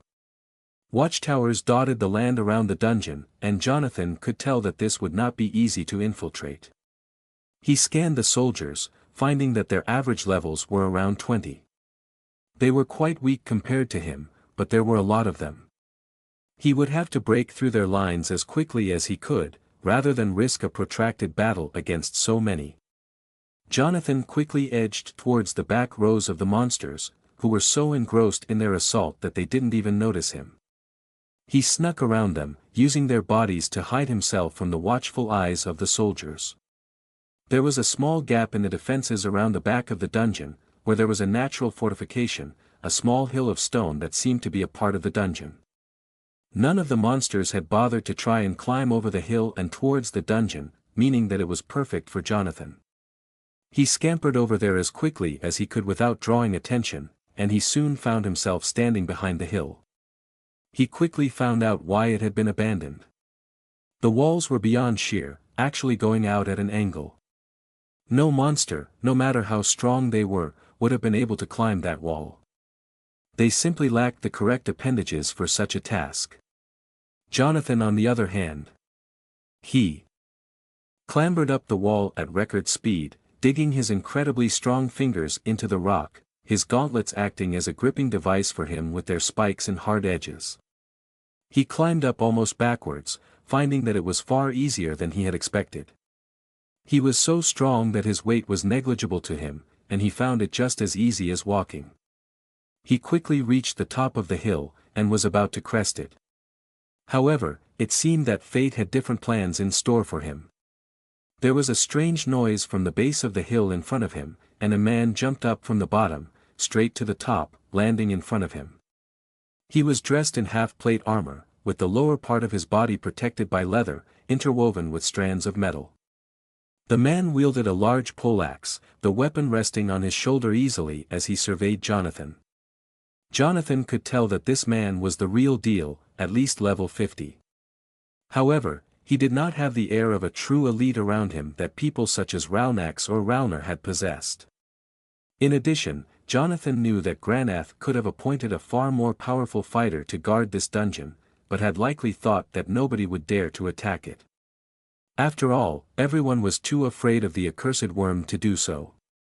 That was why the other man had such a profound look of shock on his features, visible through the front of his helmet, which was open for some reason. "Who in the infinite hells are you? Do you not know whose protection this dungeon is under?" the man asked, almost sounding shocked. Jonathan ignored him, and flashed forwards, sending his fist on a collision course for the other man's skull. He had deliberately reined in his power, wanting to get a good idea of the other man's capabilities. The poleaxe-wielding fighter whipped his weapon around, and batted Jonathan's hand out of the way, knocking it off course. The other man seemed to gain some sort of confidence from that, and he stomped his foot, activating a skill. His armor began to glow with an ethereal red light, and his poleaxe glowed as well, limned in the same reddish light as his armor. He slashed through the air, projecting a crescent of energy towards Jonathan. Jonathan sighed, and sent a tendril of his mana into the attack, causing it to collapse in on itself and detonate midair, blowing chunks out of the ground beneath it. As the dust settled, Jonathan was already at his opponent's throat, thrusting his gauntlet hand into his neck. The man's eyes bulged outwards, and Jonathan kept going, beheading the man with his hand. It was a gory way to kill another person, but it had been the most expedient. Jonathan flicked off the blood, and stepped over his enemy's corpse, heading towards the dungeon. Jonathan quickly reached the ground, finding himself behind the main bulk of the dungeon.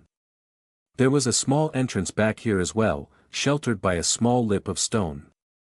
There were no guards here, and the back of the dungeon was completely sealed off from the outside world by the hill. Jonathan sent one look backwards, and then stepped into the dungeon. The entrance was covered in an inky black light, and Jonathan couldn't see inside. He walked through that light for a moment, and then found himself standing on a damp cave floor, without any exit in sight. The entrance had simply vanished.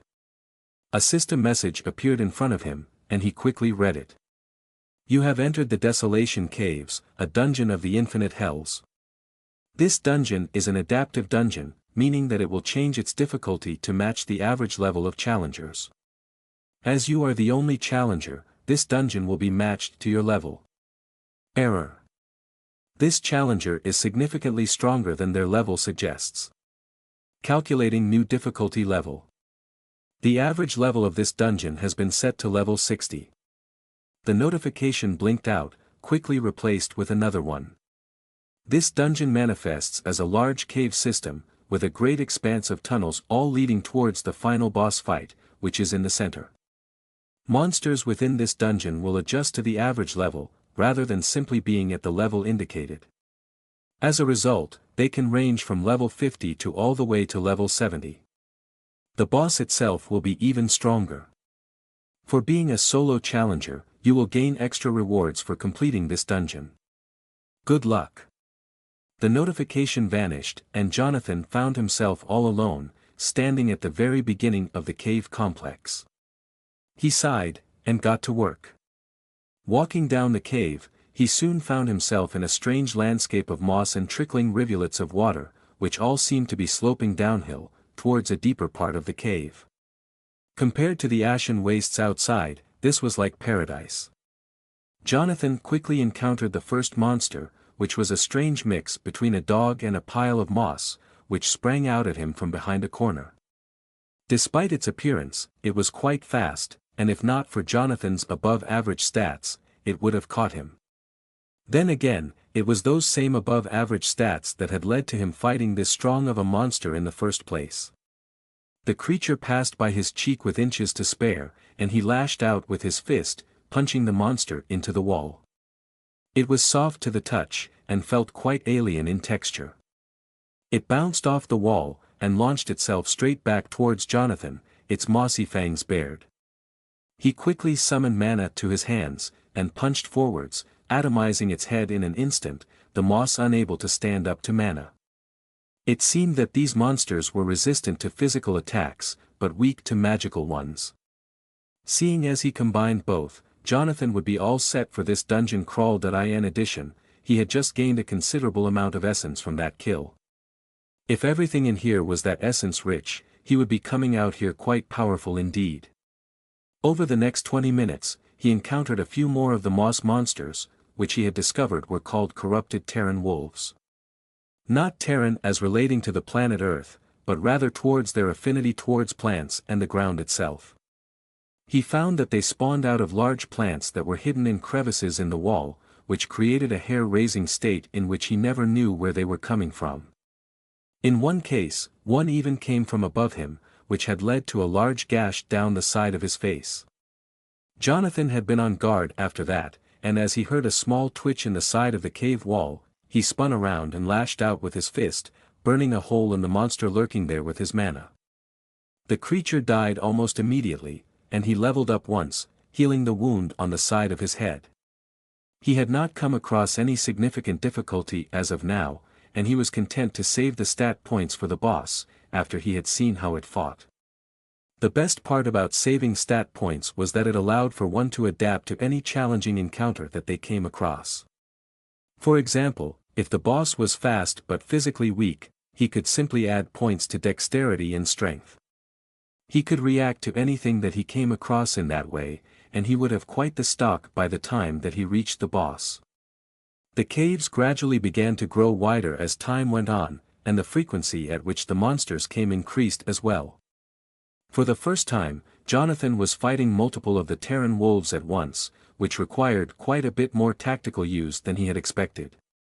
The monsters, while in a group of two, were able to temporarily exchange damaged parts of the bodies, grafting it onto the other one. In this way, they would basically be able to fight as one concrete unit, meaning that they would be more aggressive than normal. Jonathan dealt with all of them handily, however, netting himself another level after about 10 more of the creatures. By that point, he was starting to wonder if the cave was ever going to end. It was clearly larger on the inside of the dungeon than on the outside. Jonathan rounded a bend in the tunnel, and suddenly found himself standing in front of what looked to be a massive cavern, about the size of a small town. Large lights hung on the underside of the cavern's ceiling, illuminating it in a faint blue light, which was more than enough to see by for his enhanced eyesight. He quickly ducked back behind the cave wall as he heard rustling coming from a nearby clump of moss. The moss in the cavern reached heights of almost 10 feet, and it was more akin to a bush than any sort of moss that Jonathan could recognize. Far off on the other side of the cavern was something that looked like a small village, where a fire crackled in the center. Shapes darted across the ground, shapes that were oddly humanoid in appearance. Seeing as they appeared quite large from even this distance, they were not small fry either. Jonathan cautiously made his way into the cavern a few minutes later, after satisfying himself of its safety. There was nothing lying in wait for him there, and he rapidly made his way through the moss.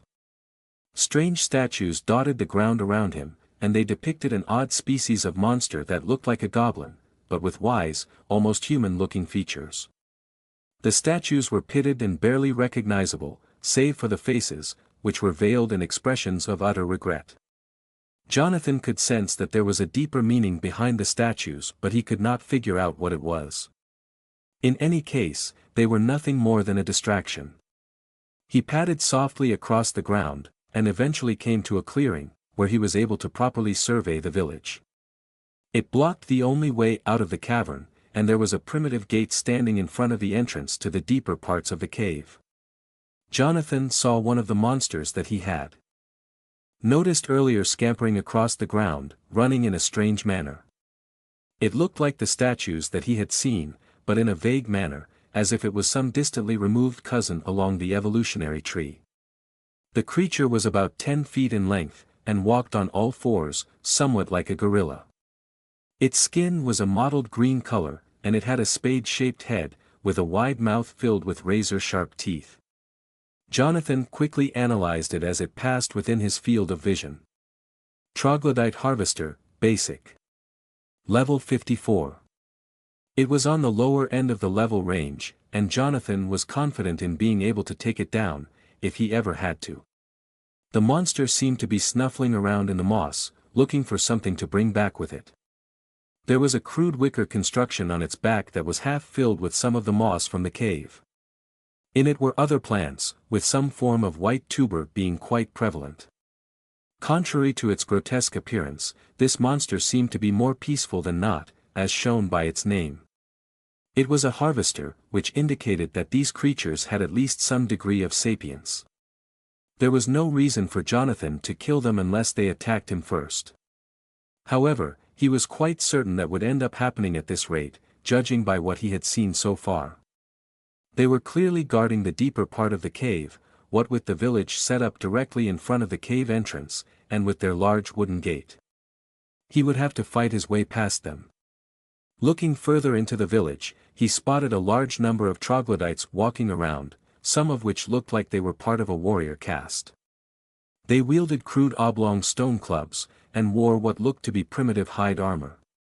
Jonathan had plenty of time here anyway, and he could easily wait until the coast was clear and the monsters had gone off to rest.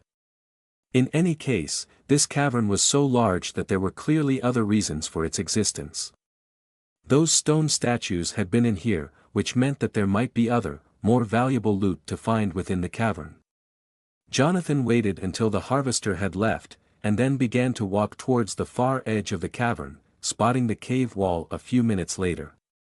He could go along the edge so as to not raise the suspicions of the monsters guarding the city and wandering around. He knew that he could effortlessly kill one of the harvesters, but he wasn't sure whether he could kill one fast enough to stop it from making noise. In any case, there were no more within his general vicinity, and he found himself undisturbed. The edge of the cave was quite removed from the rest of the cavern, and the moss cover was less here than in the central parts of the cave. Instead, strange, glowing mushrooms grew there, mushrooms that gave off a faint sense of worth to Jonathan's keen senses. His body seemed to resonate with the mushrooms, and before he knew what he was doing, he picked one up and took a tentative bite. A warm feeling cascaded down his throat, and upon finding no ill effect, Jonathan quickly downed the mushroom, feeling a tidal wave of heat course through his body. The sensation became slightly painful by the end, but it was soon gone. A notification popped up, and Jonathan opened it rapidly. You have consumed an unknown magically enhanced mushroom. +1 to resilience. Jonathan had actually gained something out of the test, and he wondered whether it was the mushroom itself that had given him the stat point, or whether it was from having tried a slightly toxic type of plant. Seeing as he had never been given stat points from anything like that before, he assumed that it was the former of the options. That meant that he would find it in his interest to eat more of the mushrooms. He quickly ate another one, feeling the heat wash down through his insides. However, nothing else happened. Quickly picking up another one, Jonathan ate it, and this time he received the stat point. It seemed that there were diminishing returns to these mushrooms, and he would need to eat rapidly increasing amounts of it in order to see a benefit. In addition, the pain had been worse this time, and Jonathan suspected that he was poisoning himself quite quickly. However, it was worth it in the end. He could think of it as some sort of extreme training, nothing more than that. If it ended up being dangerous, he would stop. This was too great of an opportunity to pass up. He wondered why these mushrooms were here, and because there were no plants on the surface world, he decided to take a few up with him to sell. They seemed to be valuable enough in any case. Jonathan quickly worked his way through more of the mushrooms, the requisite number doubling every time. By the time that he had gotten to 64 mushrooms, his health bar was below half, and he had gained 7 stat points in total. At that point, his body was aflame with the poison of the mushrooms, and he knew that if he continued, it would mean his death. Jonathan stuffed the rest of the mushrooms in his satchel, and waited for the poison to leave his system. With all of the boosts to his resilience from those mushrooms, it ironically took less time than it would have before. After he was fully healed, he continued his circuit of the walls, not finding any more mushrooms. He found more of the statues, and what looked to be a derelict shrine, that was clearly made for the people that the statues were modeled after. Words were written on the altar, and as he looked at them, the words revealed themselves. We were once a people proud. A wise and ancient race. One day, however, an evil cloud came down upon us with a monstrous face. It took our souls and left us here, without leaving anything but stone and a tear. The words ended there, but Jonathan was able to make out what it was getting at. Whoever had built this shrine had been originally a wise and powerful, or at least prosperous, race, but some evil monster had come here, and had either ruined their civilization, or, if he read the lines literally, had turned them to stone. This would also fit with the theme of the dungeon, which was about desolation. Their intelligence had been destroyed, and now all that was left were the troglodytes. The latter option, with the monster having turned them to stone, would explain the statues. This sounded like the work of a gorgon, a creature from Greek mythology that would turn people into stone with its hideous glare. Seeing as the face of the monster was referenced here, that was quite likely. Perhaps that would be the final boss of this dungeon, in which case, Jonathan would need to be careful. He had no idea what sort of stats would work against petrification, if any at all. However, judging by the way that power was scaled within this world, he doubted that there were no limits to the Gorgon's abilities. That would be a gulf that he would have to cross when he got to it. He had no idea how much more of the cave system was left, and how far he had to go. At least he barely needed any food anymore, with his thresholds crossed. He had not eaten or drank in over a week, and had not slept either. At this rate, he would never have to again. It was a welcome convenience in this world, but it signified his ever-quickening departure from the realm of humanity. Jonathan shook his head, banishing the useless thoughts, and began to make his way cautiously towards the troglodyte village. He had already explored most of the cave wall, and anything else that was valuable would be in the center of the cave. A few moments later, he heard a rustling noise in the moss, and he quickly jumped to the side as a troglodyte came barreling out at him. This was one of the warrior-type monsters, and its body was accentuated with grotesquely enlarged muscles. Jonathan dodged as its stone club came smashing down, blowing up clunks of earth from the ground. He surged in and drove his mana-enhanced fist into the monster's head, flattening its jaw inwards. Teeth broke and bones shattered, but the creature was not dead yet. It swiped out with one of its forelegs, and struck Jonathan's leg, leaving a significant mark there. It was stronger than he had been expecting, and his leg almost buckled. However, with his monstrous durability for his level, nothing was broken.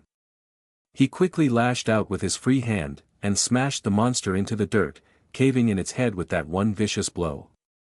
The creature slumped down, and Jonathan finished it off with another strike to its head, turning it into a pile of mush. Essence entered him, a considerable amount in fact, and he found himself almost a quarter of the way towards another level.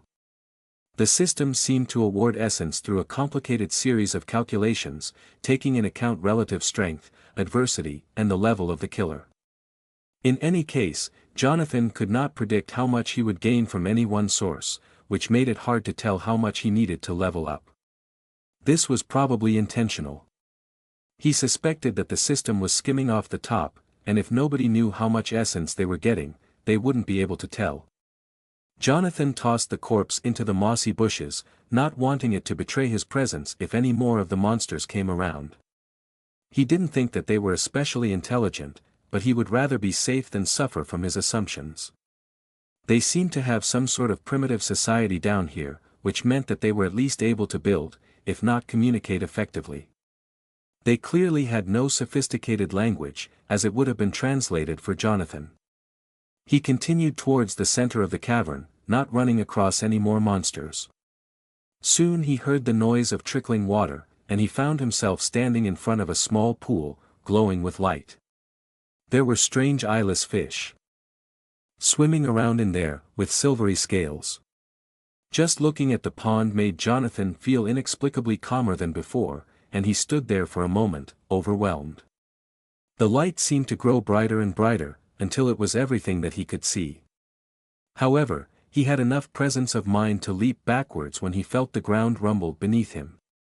A gaping fissure opened beneath where he had been standing, and a massive tongue shot out, trying to grasp him. He slammed his fist into it, knocking the tongue back, prompting a cry of pain from whatever was at the other end. Jonathan snarled and watched as the fissure cracked open completely, revealing that it was in fact a mouth, with stony teeth that looked capable of crushing his bones to powder. The pool vanished into the ground, replaced with a glowing electric blue eye. Tendrils of pure mana began to rise out of the ground, and started to grasp at Jonathan. He growled and sent out his consciousness towards the tendrils, unbinding them one by one with his unravel skill. The earth trembled once more, and the creature began to climb out of the ground, flopping out onto the cavern floor. It was shaped like a blob of slime, with rock protecting most of its slippery body. It was about 20 feet in diameter, and its mouth ran almost halfway along its body. It seemed to be able to shape its body to whatever it wanted, seeing as the mouth had been flat mere moments before. Jonathan quickly scanned it as he got ready to fight, imbuing his gauntlets with divinity. Petrified Mana Angler, Elite. Level 61. It was an elite monster, and its name fit in with the theme that Jonathan had been expecting, what with the evidence of a gorgon at the end of the dungeon. It seemed that this monster had been affected somewhat by the gorgon's petrifying gaze, but had either been too strong, or too large, for it to be fully petrified before it could get away. Now it lurked within this cavern, waiting for easy prey. It seemed to be a cousin species to the mana leech that Jonathan had fought during the monster waves, and they looked quite similar in appearance. However, this creature was undoubtedly stronger. As Jonathan started towards the creature, it let out a wet gurgling noise and began to roll across the ground, using tentacles of watery slime to propel itself. All around it, its grasping pseudopods of mana started to thrash around, and swiped at Jonathan, attempting to grab him. He had no idea what would happen if it managed to get a hold of him, but he didn't especially want to find out. The creature hissed at him, and a pseudopod latched onto his leg in the brief moment of stability that he had used to land the punch. It whipped him back and forth, smashing him into the cave ground. He roared in anger, and grabbed onto another pseudopod as he was manipulated by the first one, using it as a handhold to tear himself free. The two pseudopods groaned against his strength as he pulled, and eventually ripped them both out of the ground. He wasn't sure how exactly he had managed such a feat, seeing as they were both made out of mana, but perhaps to act in a physical manner, they had to be bound by physical laws as well. Jonathan did not let another pseudopod touch him after that, and he instead focused his efforts on the monster itself, darting in and out every few seconds to land an attack. It didn't seem to have many ways to actually hurt him, and it was more of a battle of attrition than anything else. Its main trick had been with the pond that was enhanced with a luring effect, which had almost spelled his demise. Other than that, it was just a large ball of slightly petrified slime with some basic mana abilities. Nothing too serious. The creature's advanced level likely pertained to how much health and durability the creature had, seeing as it was lacking in most other departments. Over the next 20 minutes, Jonathan slowly whittled away the rocky coating around the monster, eventually bearing its slimy flesh fully to the air. The monster knew that it had been beaten at this point, and it tried to scramble back towards its hiding hole, but Jonathan thrust this mana-enhanced fists into its side, creating 2 large holes in the monster. Reaching into those holes, he pulled it back out of its den, and onto the ground. After that, it was nothing short of pure butchery, with Jonathan's fists beating away parts of the monster's flesh and tearing at its innards. Soon all that was left was a large pile of blue fleshy slime, with no other trace of the monster left. Essence entered him, almost enough to push him to the next level. Almost, but not quite. He could probably be there after a few more troglodyte kills at this rate.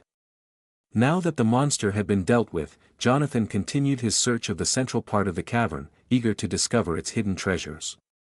As it turned out, there weren't many hidden treasures in there per se, as most of the valuable plants, or at least what Jonathan assumed were valuable, had already been harvested by the troglodytes. It had been pure luck that had led him towards those mushrooms, and he suspected that the only reason they had still been there was because the troglodytes had been too dim to understand how valuable they were. One of them had likely taken a bit of a mushroom, and only registered the poison, rather than the actual benefit of the plant. In any case, the only way out now was through, and Jonathan began to move towards the troglodyte village, wanting to survey it before he attacked. By the time that he reached there, he had avoided a few of the monster patrols going around the cavern, presumably prompted by his killing of the troglodytes earlier. That was fine with him. He doubted that even a group of the monsters would prove to be much of a challenge to him. In fact, if he ended up having to enact some sort of guerrilla warfare against the creatures, then it would be more effective to take them out in groups than one by one. Jonathan reached the village a few minutes later, and took a good look at it from behind a clump of thick moss. It was built like some sort of primitive hunter-gatherer village, with low houses made out of whatever was on hand, which in this case was moss. They had taken large clumps of the moss and dried it out, creating little huts that were structured around a central gathering place. Chunks of stone supplemented the moss in many areas, and the gate that blocked off the next part of the dungeon was mostly made out of stone. Because there was no wood in this place, the constructions looked a lot more primitive than they actually were. These monsters at least had enough intelligence to live in a society rather than alone, which was strange to Jonathan, seeing as all of the other evidence pointed to them being little more than animals. Jonathan made his way forwards more cautiously from that point, and gradually edged his way into the village. He wanted to get a head count of how many warriors there were to deal with. He would have simply left the monsters alone, but seeing as they would likely follow him down into the bowels of the dungeon if he broke through the gate, as well as the fact that they were walking bags of essence, he had no choice but to kill them all. In the end, they probably weren't even real. As far as Jonathan could tell, this dungeon was instanced, meaning that every challenger got their own private version of the main dungeon, in which all of the monsters were still alive, no matter how many times they had been killed by prior adventurers.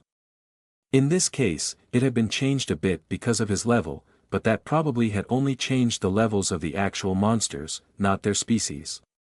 Jonathan shook his head, not believing that he had just been debating the morality of killing monsters with himself. That was what he did, and it didn't matter whether these ones had a village. Humans were often far worse than any of these creatures, meaning that a civilization was not a hallmark of moral superiority.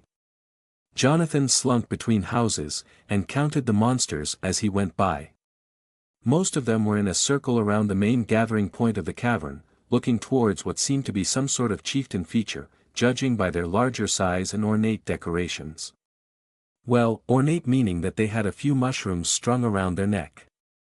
There were a little over 75 monsters there, and to his relief, they all looked identical. There were no children, simply oversized brutes that would gladly attack him if he went near them. Adding on the patrols that he had seen earlier, that meant that there were maybe a little below 100 troglodytes in this village. That was a number that he could not fight in one go. He would have to take this step by step.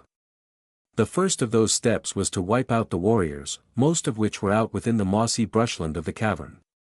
Jonathan quickly left the village, making sure that none of the monsters spotted him, and entered the main part of the cavern once more, searching for the hunting parties that he had avoided earlier. He found one a few moments later, seeming to be in the process of returning to the village. Jonathan wove his way around to the back of the group and then struck, his mana-infused gauntlets crashing down into the rear monster, crippling it in a single blow. As its leg broke with a satisfying crack, the other monster turned around, but didn't see anything there. Jonathan had already dashed back into the cover of the mossy bushes. A few minutes later, another group crossed his path, and Jonathan snuck up like he had last time, taking their lives with ease. This continued for a few more groups, and he leveled up again at that point, bringing him ever closer to the halfway mark for Tier 1. Well, the numerical halfway mark, seeing as the amount of essence required only went up with time.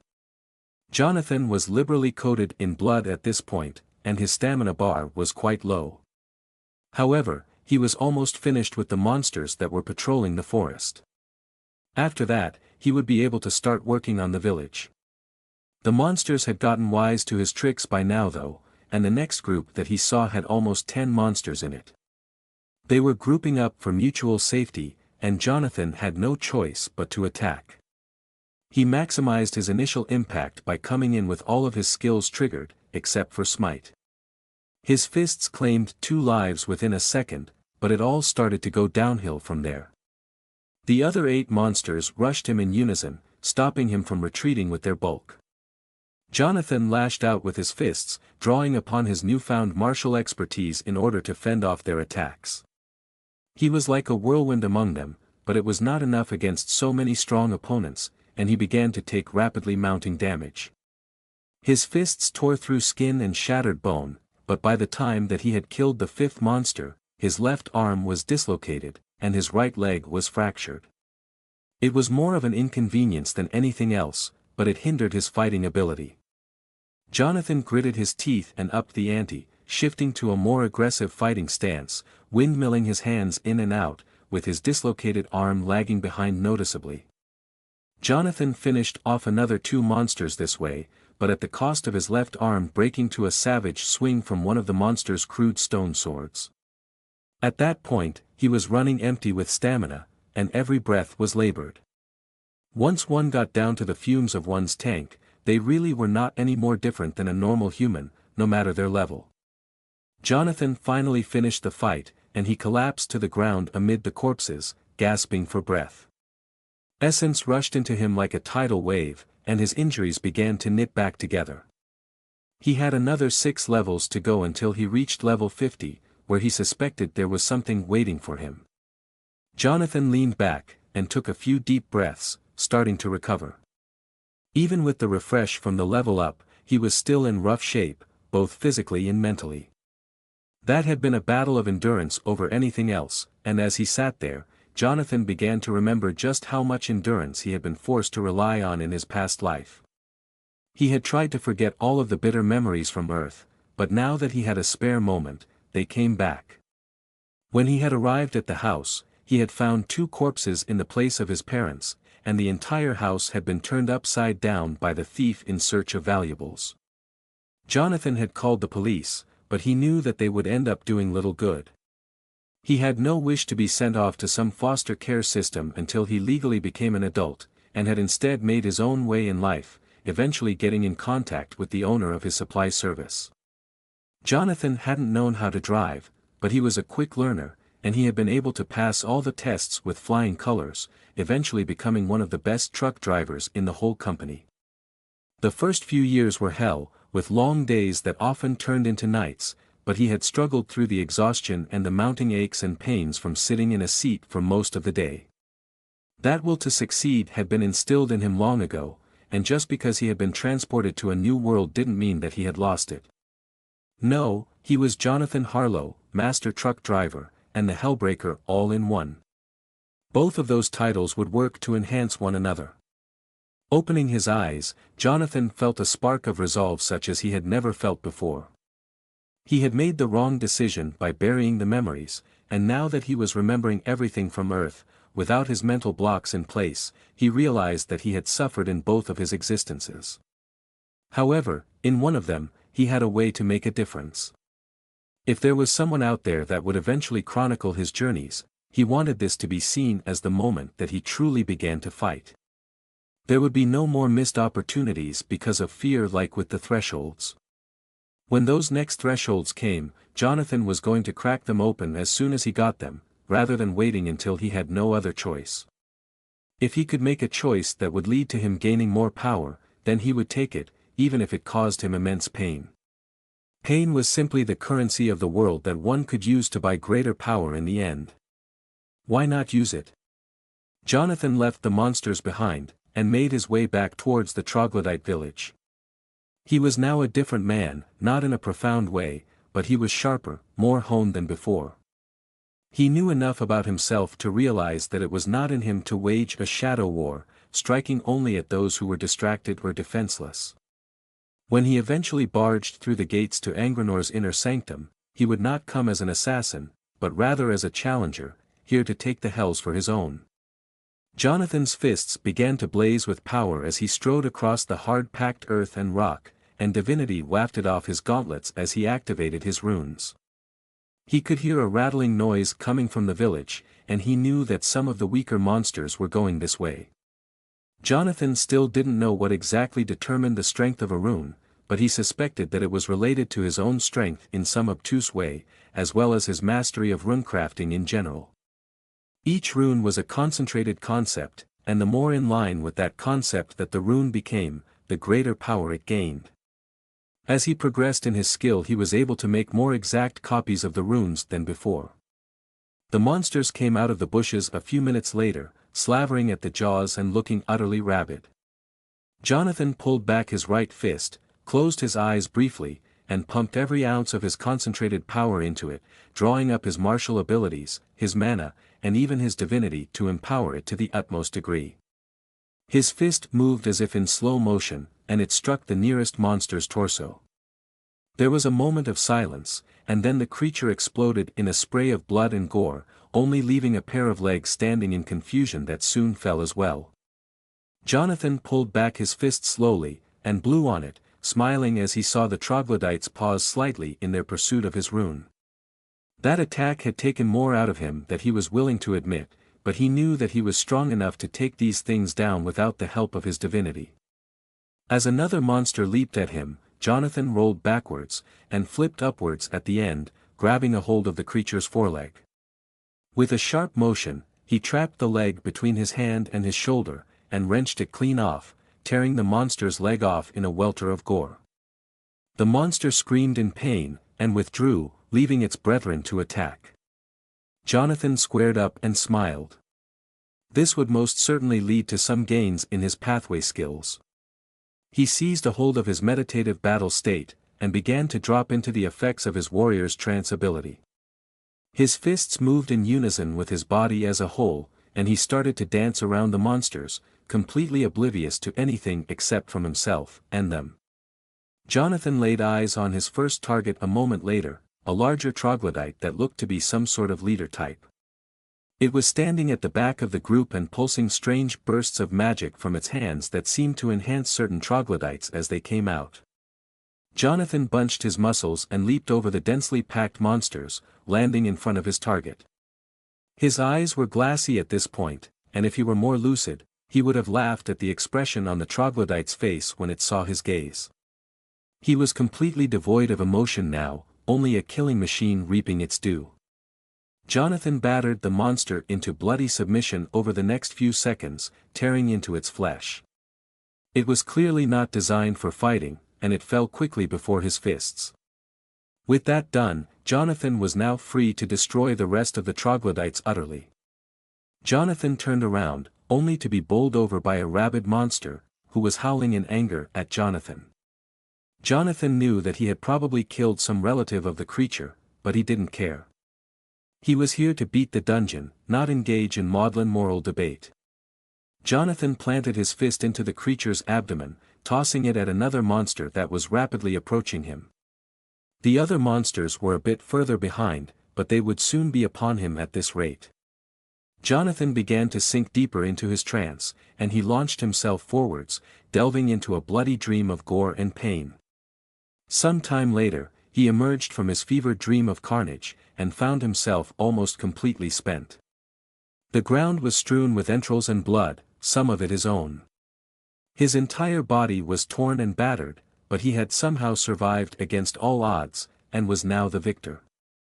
His method had worked, and he quickly felt the blessed level up notification chime within himself.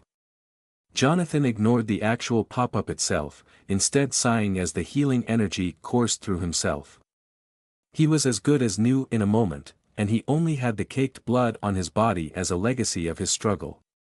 Jonathan almost collapsed as the adrenaline that he had been deprived of with his meditative skill came crashing down into him. However, he had better control over his bodily functions after his thresholds, and he quickly banished the uncomfortable feeling. He was not a slave to the whims of his own body. No, he was its master. Jonathan left the monsters behind him, and started towards the village, readying himself for more slaughter. The monsters at the village would be stronger than these ones, but he would figure that out when he got there. If everything went to hell, then he always had his huge stockpile of free points to rely on. Jonathan tramped through the bushes, not caring about drawing the attention of the monsters again. He knew that he would never be able to draw all of them in with a simple noise, and the few that might come would be easy to deal with. Jonathan reached the outskirts of the village less than a minute later, moving at about a tenth of his top speed, and looked towards the center, where the majority of the monsters waited. There were a bit over 50 left, which was too much, even for Jonathan. He would have to lure them in for this to work. Jonathan held out his left hand, and pumped as much of his divinity into it as he could, supercharging the rune there. As the rune lit up, about a third of the monsters snapped their gazes over towards Jonathan, their eyes rabid. Jonathan smiled, and darted towards the left, trying to separate the pack somewhat. Because they were tracking the rune, and not tracking him by sight, he was able to break up the group around a few of the mossy huts in the village, splitting them into two groups. Judging by the difference in sound, one of them was significantly larger than the other.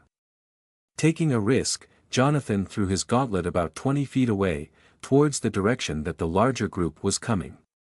With this done, the smaller group would head for the gauntlet on a course that passed straight through him. Meanwhile, the larger group would go straight for the discarded weapon. This worked out perfectly a minute later as the smaller group of monsters tramped through the moss, straight into Jonathan's fist. He brained one of them with his charged-up gauntlet, and sent its corpse flying into its brethren.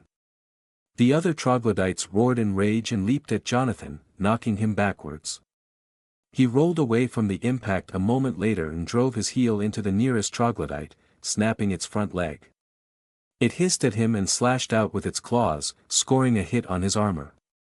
The chainmail bent slightly, and there were noticeable grooves left within it. A bruise formed on his leg as he stepped backwards, and he sighed. Stepping forwards a moment later, Jonathan sidestepped a strike and uppercut the monster, knocking it into the air. With a thunderous elbow strike, he eviscerated the monster, using his mana like a blade. The bloody corpse dropped to the ground in front of a charging troglodyte, fouling its aim. Jonathan laughed out loud as he heard the other group appear behind him, targeting the gauntlet by mistake. He looked around and saw the group of some 15 odd beasts cluttered around the gauntlet, confused.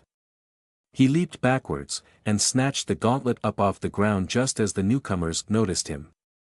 The monsters snapped at him, but he narrowly avoided their attacks, vaulting over them in his efforts to escape. The two groups crashed into each other underneath him, and Jonathan came down like a thunderbolt, lashing out with his fists as he did so. Now with both of his gauntlets back on, his fighting prowess had improved by quite a bit, and he killed monsters left and right as he fought, aided by his sudden ambush and their confusion. The troglodytes were too stupid to fight together effectively, and they ended up only getting in one another's way as they tried to get to Jonathan. They saw his elusive form as a source of utter annoyance, and as they tried to get to him, they ignored everything else in their path. Of course, that effect was heightened by his gauntlet, which made it so that there was a spiritual lure for the monsters to follow. Jonathan was eventually unable to keep up the chase, however, and he dropped the gauntlet's effect just as the monsters cornered him. With the momentary confusion that this move brought, Jonathan leaped over their heads and out of the trap, landing on the open cavern floor once more. He turned around and sent mana into his gauntlets, casting his features in a deep blue light. Racing forwards, he slammed both fists into the nearest troglodyte, knocking it backwards. The creature hissed in pain and Jonathan followed up with a finisher that took it out of the fight. Battling so many monsters at once was nerve-wracking, as any wrong move could spell his demise. However, he did not intend to make any wrong movers. His superior dexterity gave him enough speed to avoid most of the attacks, and his durability allowed him to tank the ones that did end up affecting him. These ones seemed to be weaker than the ones from before, as they were not of the warrior class. Jonathan slowly whittled the monsters' numbers down over the next quarter of an hour, eventually finding himself standing in front of the last one. By this point, Jonathan was almost completely out of stamina, but he mustered one last final effort to strike out at his final enemy, killing it with ease. Essence rushed into him, pushing him up another level. Jonathan closed his eyes for a moment and recovered his stamina, waiting until it was back up to full before he tried to assault the village. Luckily for him, the troglodytes had lacked the wherewithal to pursue their fleeing members, for if the entire village had come after Jonathan, this fight would have gone a very different way.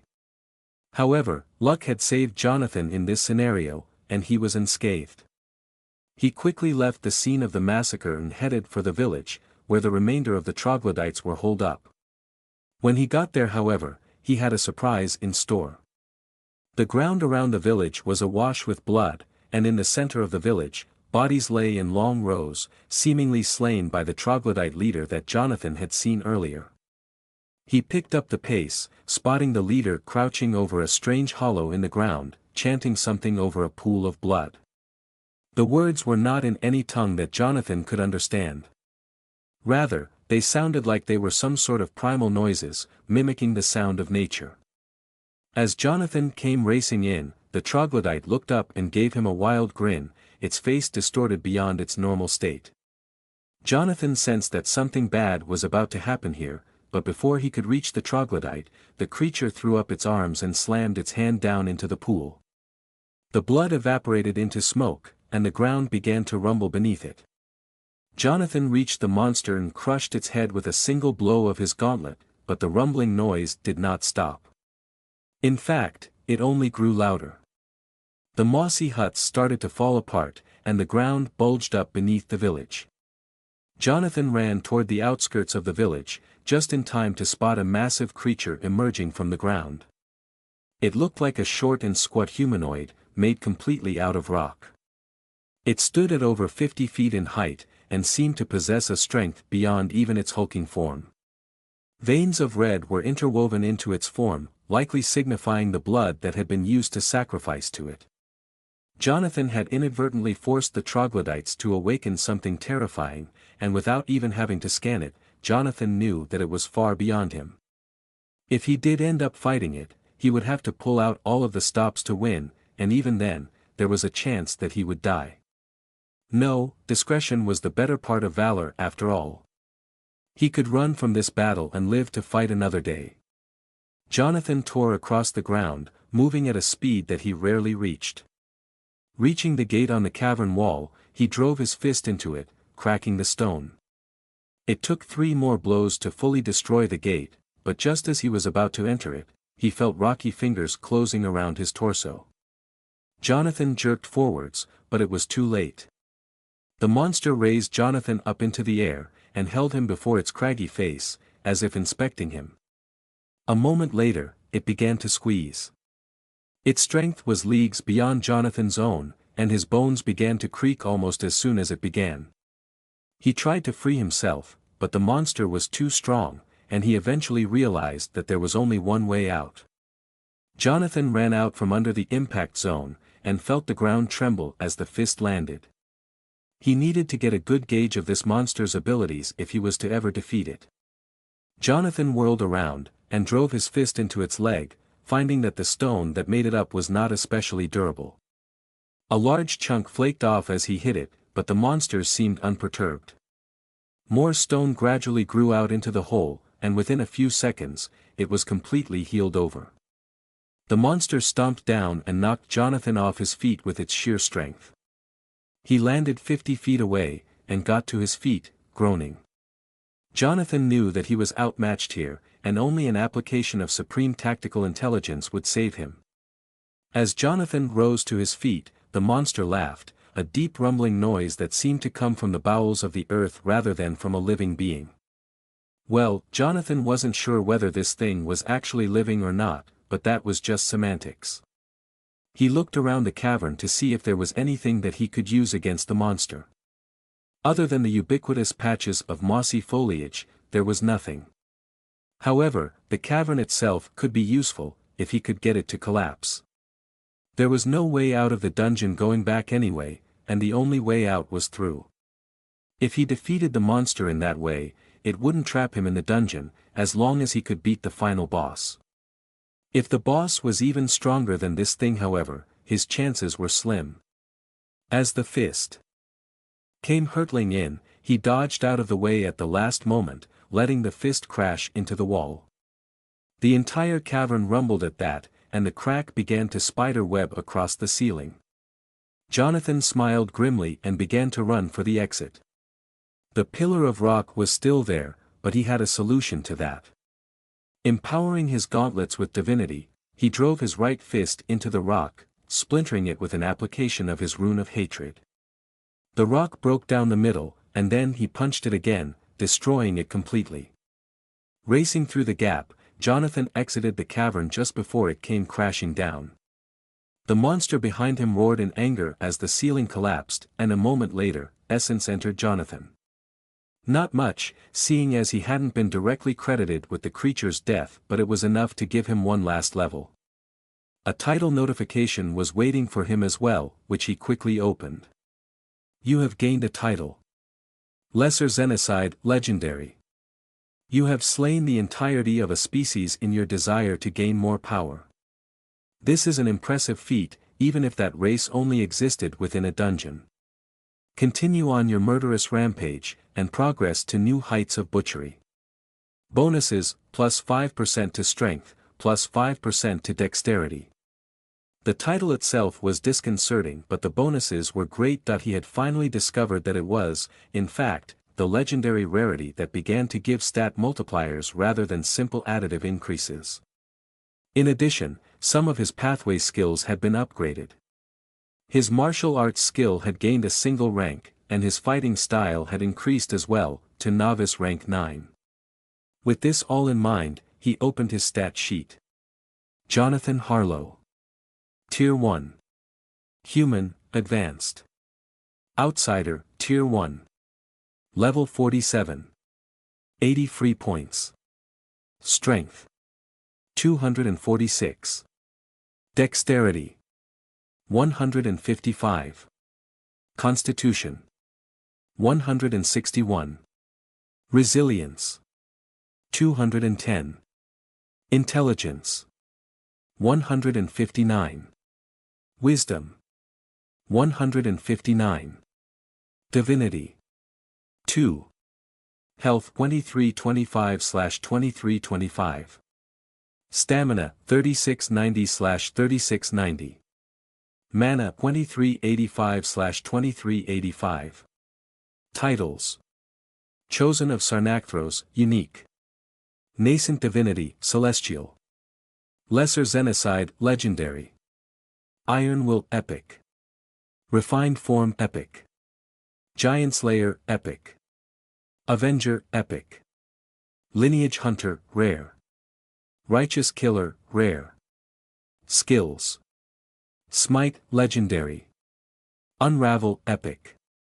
Warrior's Trance epic. Mana Drill rare. Battle Focus rare. Focused Scry rare. Runes of Power rare. Redirect uncommon. Identify common. Pathway Skills. Mana Manipulation Apprentice 1. Martial Arts Student 8. Runecrafting Student 6. True Sight Student 4. Martial Path. Flowing Hurricane Novice 9. Quests.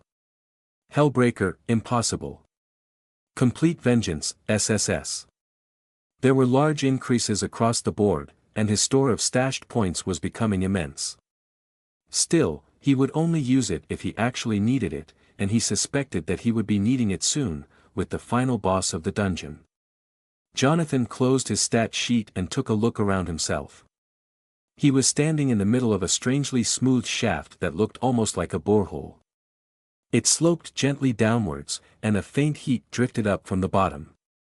All along the walls, strange glyphs could be seen, none of which he could translate. They were likely the legacy of the lost race that had lived in this dungeon. Jonathan wasn't sure whether this was all fake, made for the purpose of a storyline, or whether there really had been sapient beings here once that had been wiped out by the Gorgon and replaced by the troglodytes. It could be either, honestly, but he suspected that this was all fake. There wasn't any apparent reason for the system to have allowed such a civilization to develop within this dungeon, not least because adventurers would be constantly whittling down their numbers. On the subject of the system and its conscious decisions, it hadn't bothered Jonathan in quite some time.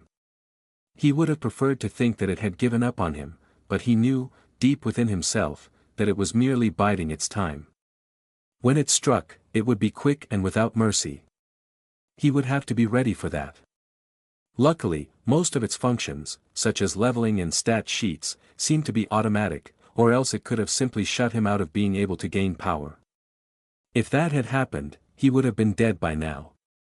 Jonathan took a deep breath and started down the hallway, delving deeper and deeper into the bowels of the earth, or rather, of this dungeon. It was most likely located within a separate dimension or some other place removed from reality, seeing as it was open to manipulation by the system. This entire place had been constructed, which meant that it could very well be nothing more than a few tubes of rock hovering in the middle of the void. In fact, that would make sense if that was what it really was. Now curious, Jonathan made his way over to the wall, and set his head against it. He couldn't hear anything, which was to be expected, but rather than there simply being no noise, there was actually an absence of noise, something that sucked in all of the sound in its vicinity and cancelled it out. Perhaps it was just his imagination, but his enhanced hearing hadn't let him down yet. His first strike splintered the rock in front of him, only revealing more rock. He kept at it for a few minutes, digging out a large hole into the wall in front of himself. He sensed that he was getting closer to his target, but he had no idea of how far away it actually was. It could be a few more feet, or more than a mile. Jonathan decided to keep at it for another 15 minutes, before giving up and leaving. Pistoning his fists in and out, Jonathan picked up the pace, caving through the wall with every punch. Every few strikes, he added in some mana or divinity, which gave some extra oomph to his attacks. Finally, he could sense a greater concentration of the nothingness in front of himself, and he drew back his fist one last time. Sending it forwards with all of the strength that he possessed, he broke through the wall, revealing a stretch of nothingness. It was the same sort of nothingness that he had experienced upon coming to this world, and it gradually began to seep into the dungeon. Jonathan reached out one hand to touch it, and found that it did not feel real. If he closed his eyes, it was as if nothing was there. As he stood there, tendrils of the void began to drift his way, as if curious about why this human did not succumb to their encroachments. Jonathan stood there for a bit longer, trying to see if there was anything else he could gain out of this. Sensing that this was nothing more than a novelty, he began to turn around. Just as he did so, however, one of the tendrils sunk into his flesh, sending a deeply unpleasant sensation rocketing through his body. It was as if he had lost all sensation in the area that had been affected, and it felt as if it simply was gone. Jonathan started to pick up the pace, but more and more tendrils of the void started to enter his body, and he gradually lost all sense of himself. His last thoughts before the hungry nothingness claimed him were cut off by its rapidly spreading lack of sensation. The void kept coming, even after he had fallen unconscious, entering his body in a steady stream of nothingness. Over time, his body began to break apart and reform, taking in the energy of the void like it was the water of life itself. Eventually, the flow ceased, leaving Jonathan lying there senseless as his body grew used to the new changes. Some time later, he woke up, and upon finding himself completely unharmed, and the tunnel wall behind him unscathed, he almost disregarded the experience as a mere dream. However, he felt different, and there was a strange energy lurking within him, near his mana core. It was as if this energy was flavoring his mana, and when he summoned a ball of his mana to his hand, it had changed in hue, to a deep purple, and projected a profound sense of nothingness. Multiple notifications began to pop up within his system interface, and he quickly opened them, not sure what had prompted such a surge. The first one answered his question immediately. You have formed a true affinity. Void, 1% mastery.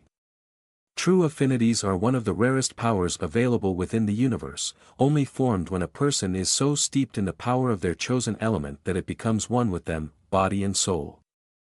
Such is the route to great power, but also to potential weakness, as one cannot use any sort of affinity other than their chosen one in the future.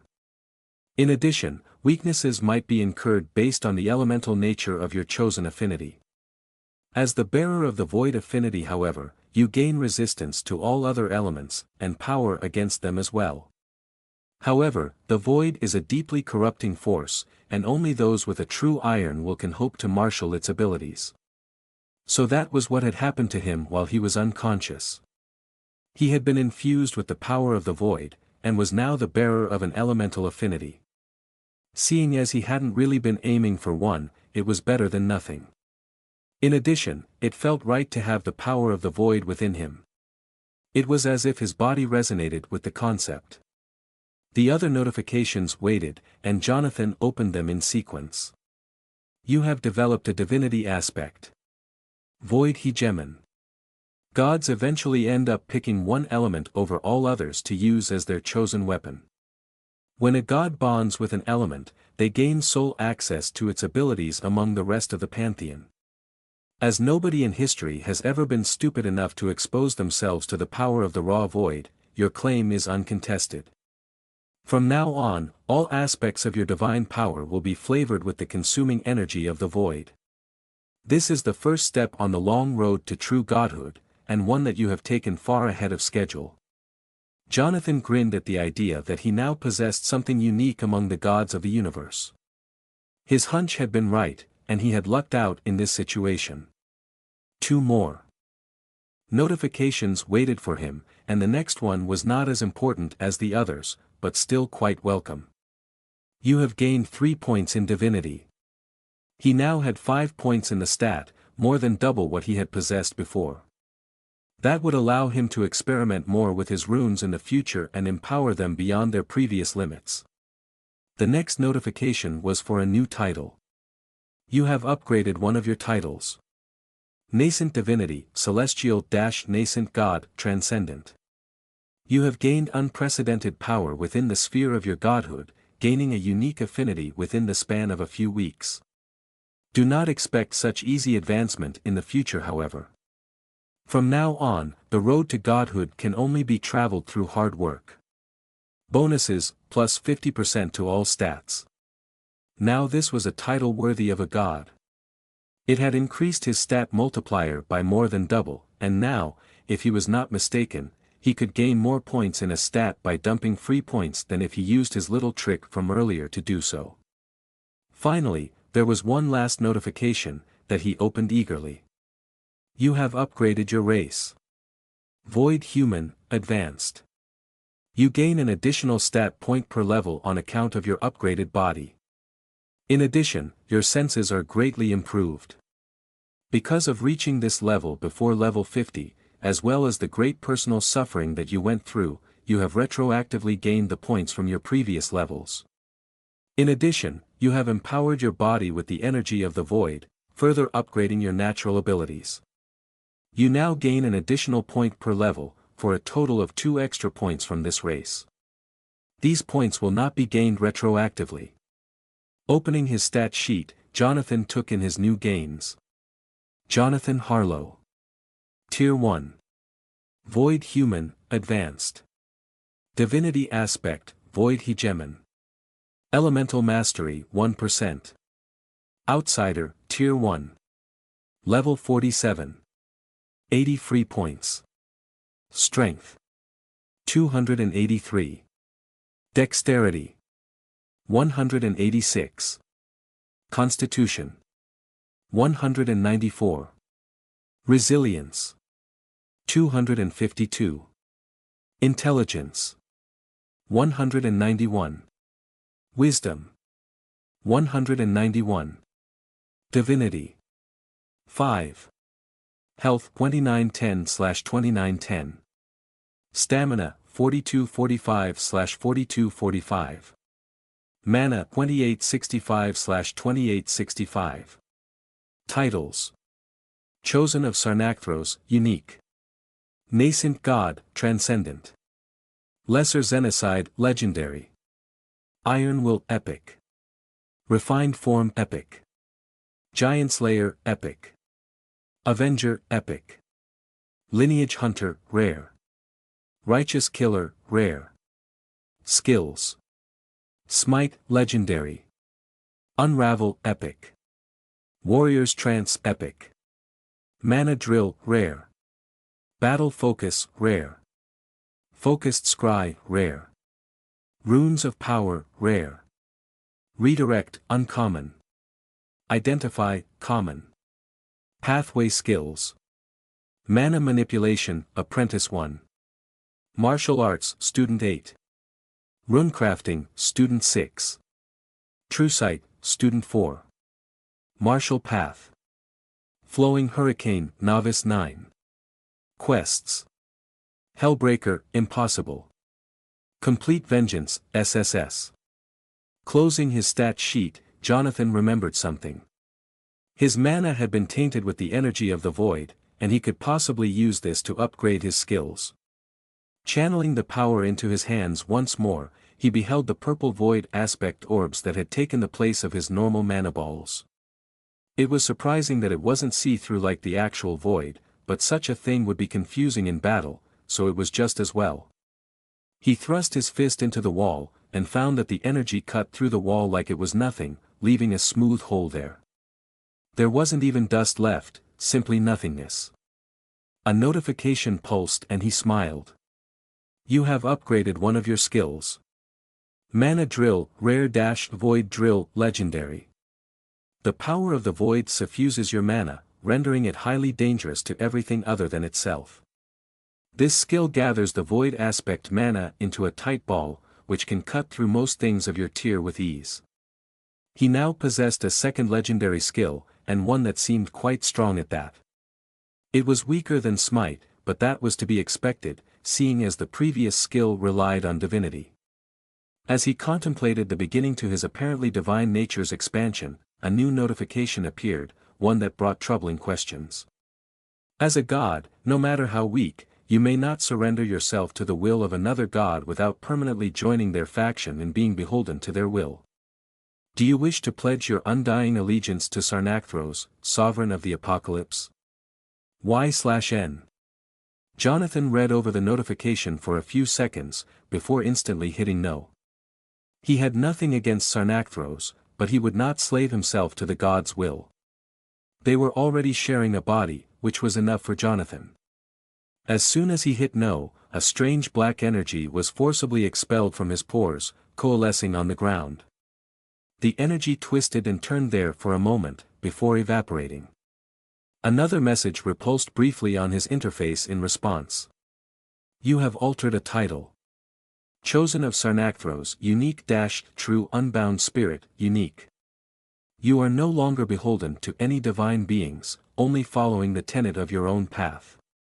You are the first being to truly free themselves from the influence of the gods, and have established yourself as a new force within the universe, one that, if the gods discover, will stop at nothing to eradicate. Bonuses: immunity to divine possession, better class options and dramatically increased power while facing a servant of a hostile god. It was an impressive title, if Jonathan was reading it right, and one that actually meant something, unlike the original title, which he had received without his knowledge. There was no change within him, and the runes on his side remained intact, which told him that his actions did not affect Sarnathros himself. The god, or rather, spirit of a god, still slumbered within Jonathan, undisturbed by the turbulent outer world. Many things had changed within the last few minutes, and Jonathan had become far stronger, without gaining a single level. True, he was now in a highly precarious situation, but it was worth it. One who aspired to claim the mantle of the Hellbreaker would have to be willing to face off against all forms of danger. Jonathan started on his way down the borehole after those thoughts, and gradually neared whatever the source of the heat was. There were still no monsters in sight as far as he could tell, but the environment wasn't exactly conducive to their existence. For example, many monsters craved hiding places, either because of their nature, or because it allowed them to get the jump on anyone who came near. There were no hiding places in this borehole, and not a lot of space either. It seemed that this was more of an intermediary step between the cavern and whatever came next within the dungeon. The heat ramped up as Jonathan traveled further and further, and soon it was noticeably hotter than before. If he had possessed the strength of his previous form, he would have been in quite some pain by now. The air temperature was probably over 150 degrees Fahrenheit at this point, which was hotter than any natural temperature back on Earth. There was definitely some giant heat source down there, and judging by the faint orange glow that reflected up the smooth walls, it was a pool of lava, which would fit in with the subterranean theme of this dungeon. A few minutes later, Jonathan found the end of the borehole, and he stepped out into an inferno. A mile-wide lake of searing lava stretched across a titanic cavern, with a few rocky islands providing risky stepping stones for crossing. Monsters writhed within the lava, strange, sinuous beasts that seemed to be more elemental than natural beings. Jonathan knew that even with his massively inflated stats, diving into lava would still be dangerous. However, he believed that he could survive it at this point. It would burn him, but he wouldn't die, or even suffer debilitating pain. There were only a few feet between the cavern wall and the beginning of the lava pool, and Jonathan tentatively walked over, and bent down. The heat wafting off the pit was quite powerful, but not painful. With a strange desire to prove his strength, he dipped one finger into the boiling rock. His finger immediately began to burn, but it was barely painful. It only became so after 10 seconds of prolonged exposure, after which he was forced to take it out. His finger was reddened beneath his gauntlet, but only on a superficial level. He really was a superhuman now. The real danger in this place were the monsters, which likely had all sorts of fire-related abilities that would be sure to affect Jonathan. The lava was mere mundane molten rock, but the monsters would have access to conceptual abilities that would cut through his resistances like they weren't even there. The first rocky island was about 20 feet from the edge of the lake, an easy jump for Jonathan. However, the lava boiled up around the island, heralding the presence of monsters there. There were no other islands within reach however, and the only thing more dangerous than jumping over a lava lake infested with monsters was swimming in that lava lake filled with monsters. Sighing, he tensed his legs, and leaped as high as he could. A 20-foot-long eel-like monster leaped out of the lava to meet him, its skin a glowing scaly morass of almost liquid flesh and glowing lava.